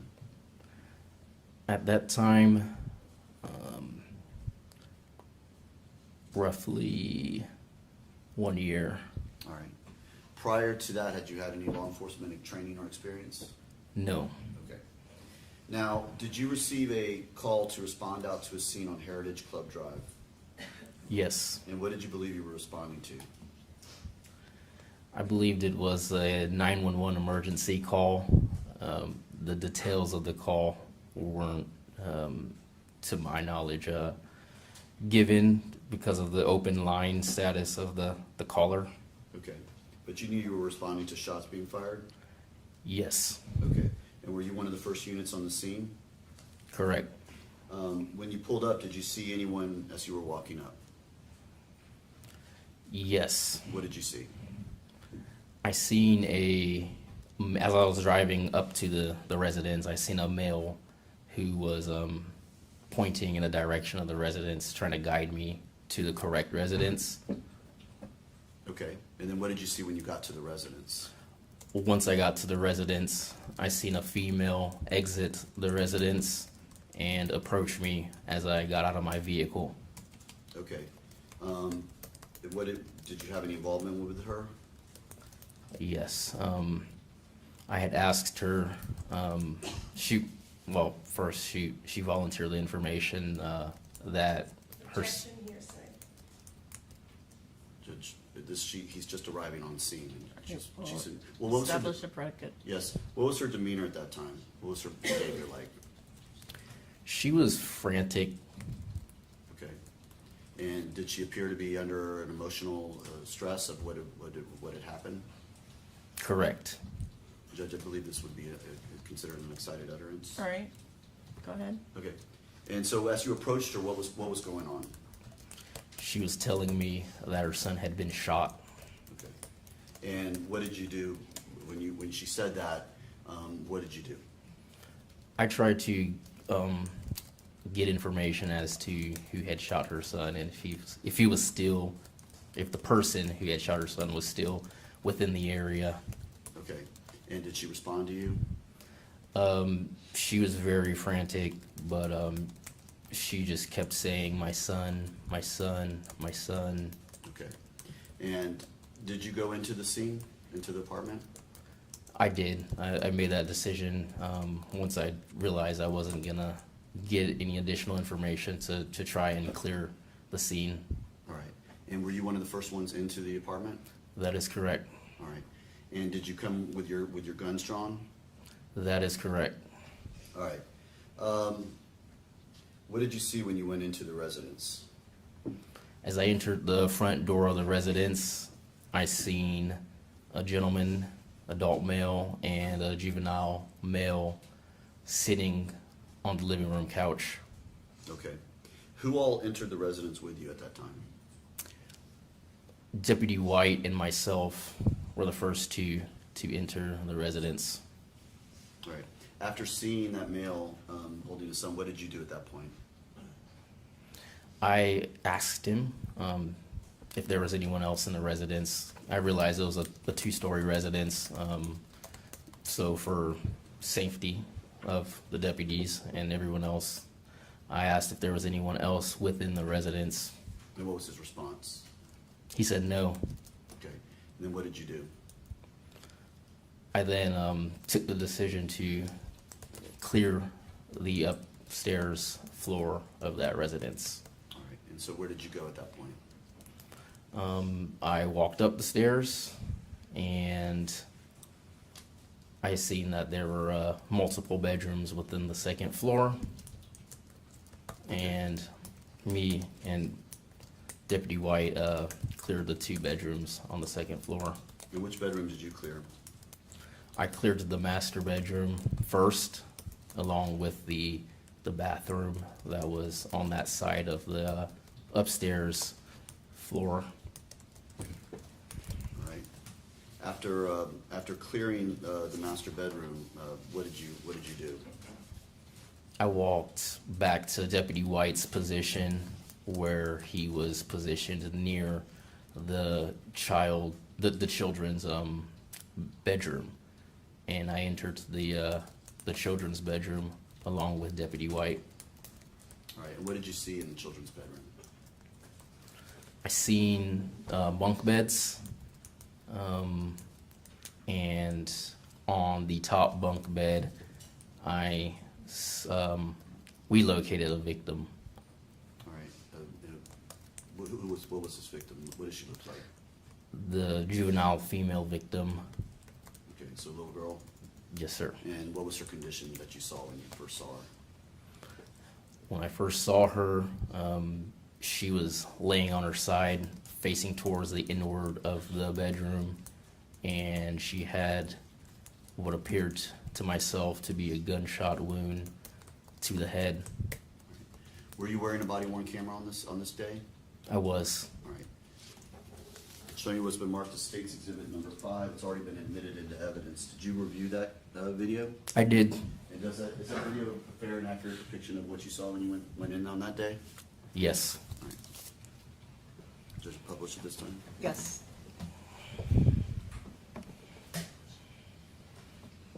Judge, just renewing again any evidence or testimony based on.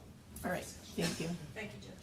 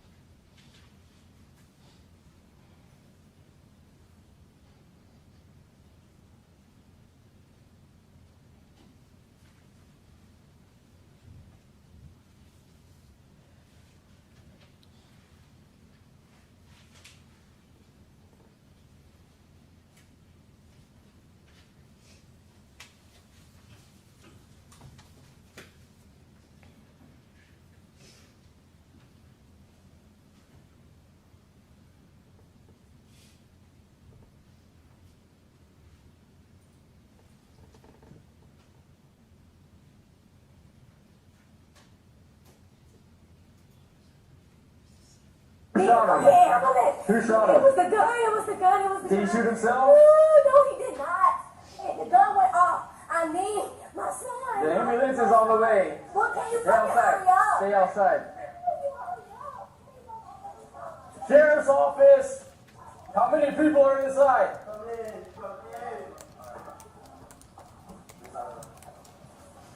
Second, I'm gonna go around the corner.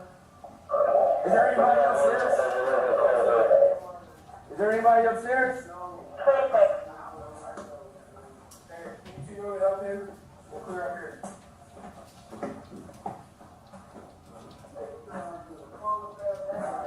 I'm gonna hook around this corner, go out there. Sheriff's office, anyone upstairs?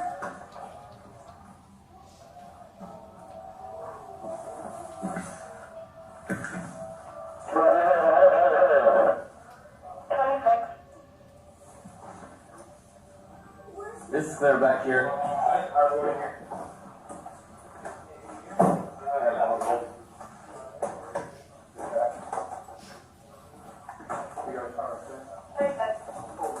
You see your firearm? Sweetie! Oh. Hey, we got another one up here. What the? There's a child up here. Signal 0, gunshot wound.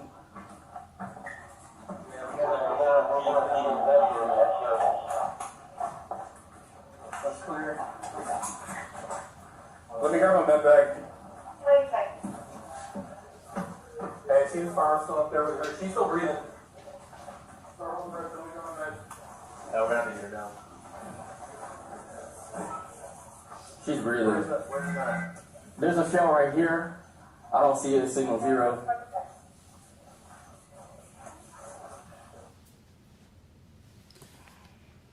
Deputy, a couple of questions about that. So when the video starts, there's no sound to it. Is that common when these body-worn cameras? That is correct. There is a buffering period prior to activation there's no audio. So it's like the first minute when the camera comes on, there's a where Prior to the activation, there's no audio. So there will be video, but there will be no audio until I physically activate it myself. Okay. Now, when you the signal 0 you all are talking about, what is that? We're referring to a weapon. In this case, we're referring to a firearm. So when they keep saying check for signal 0, you're talking about looking for basically the firearm, right? The weapon used. The weapon used, correct. All right. Now, the body-worn camera shuts off right there. At that point in time, what do you do? From the end of the video, my body camera does continue to roll, but however, you're referring to what you did okay. After that point. After that point, I pulled the victim closer towards the middle to the bed where I could, easily reach her. Once she was towards the middle of the bed, I physically picked her up, and then I placed her on the bedroom floor in an effort to begin to render aid to the victim. Okay. And so you were the one who actually physically got her off of that bed and put her down on the floor to give aid to her, correct? That is correct. And did Deputy White actually come back with the med bag? Yeah, Deputy White returned with his medical bag, and I used some of the gauze that was within his medical bag to apply pressure to some of her wounds that were on her head. All right. And did ultimately the paramedics arrive and take her? That is correct. All right. After the paramedics arrived and took the little girl, what was your assignment at that point? I had went outside. My vehicle was the closest vehicle to the residence front door.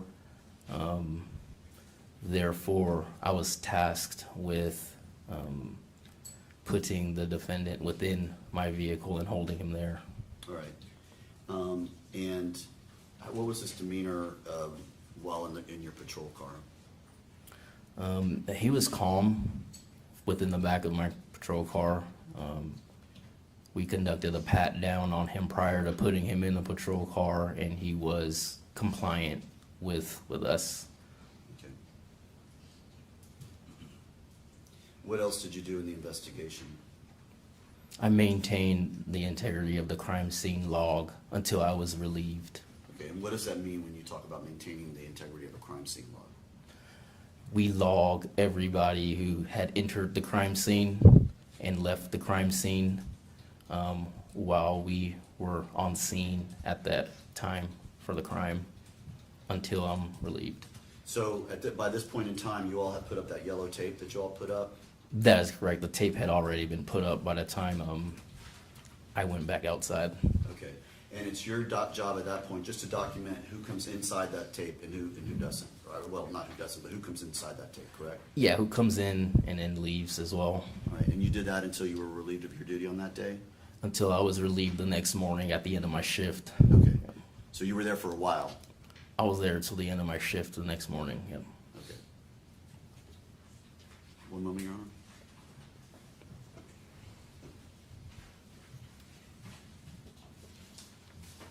Judge, I'll pass the witness at this time. All right.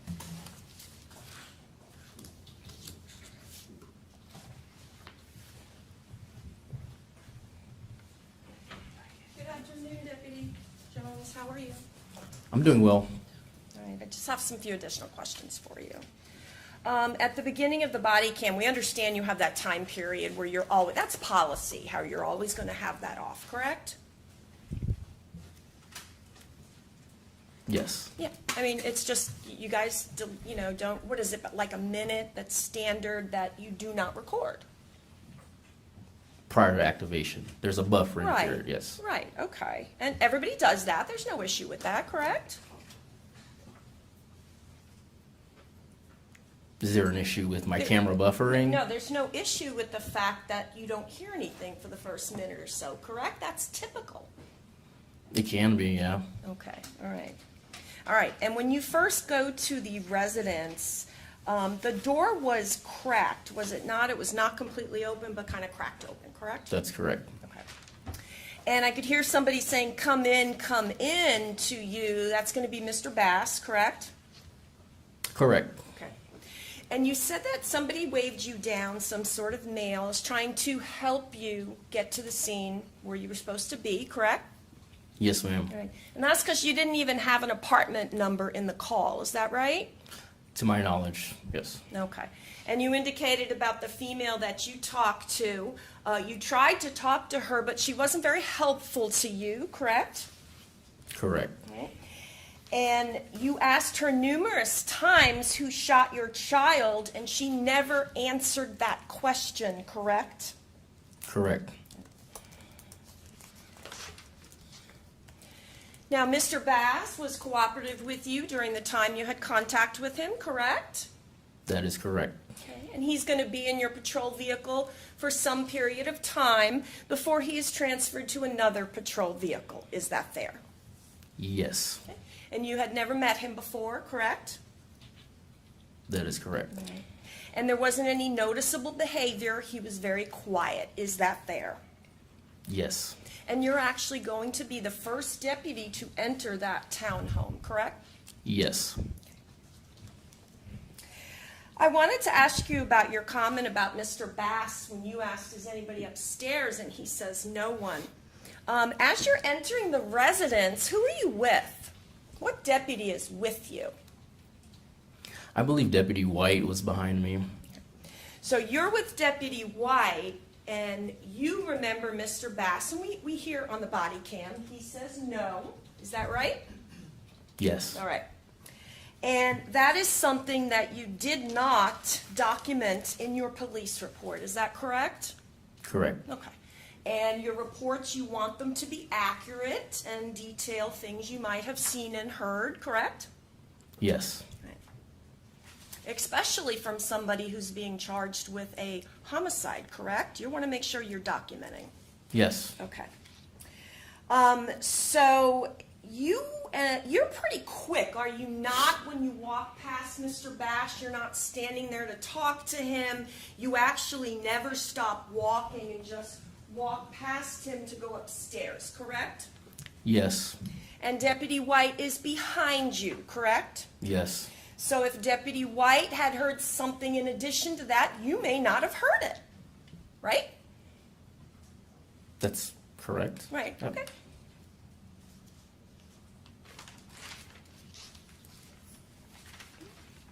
All right, may I have a moment?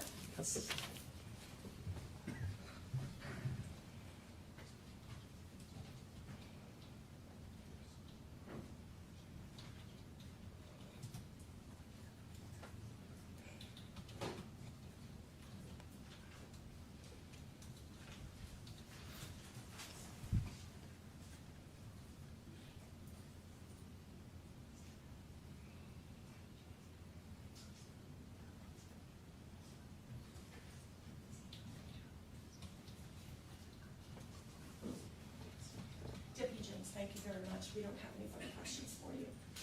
Anything else? No, Your Honor. All right, you can step down. Thank you. Is he released from his subpoena? From the state, yes, sir. Yes, Judge, he's released. All right, thank you. Approach the bench for a minute.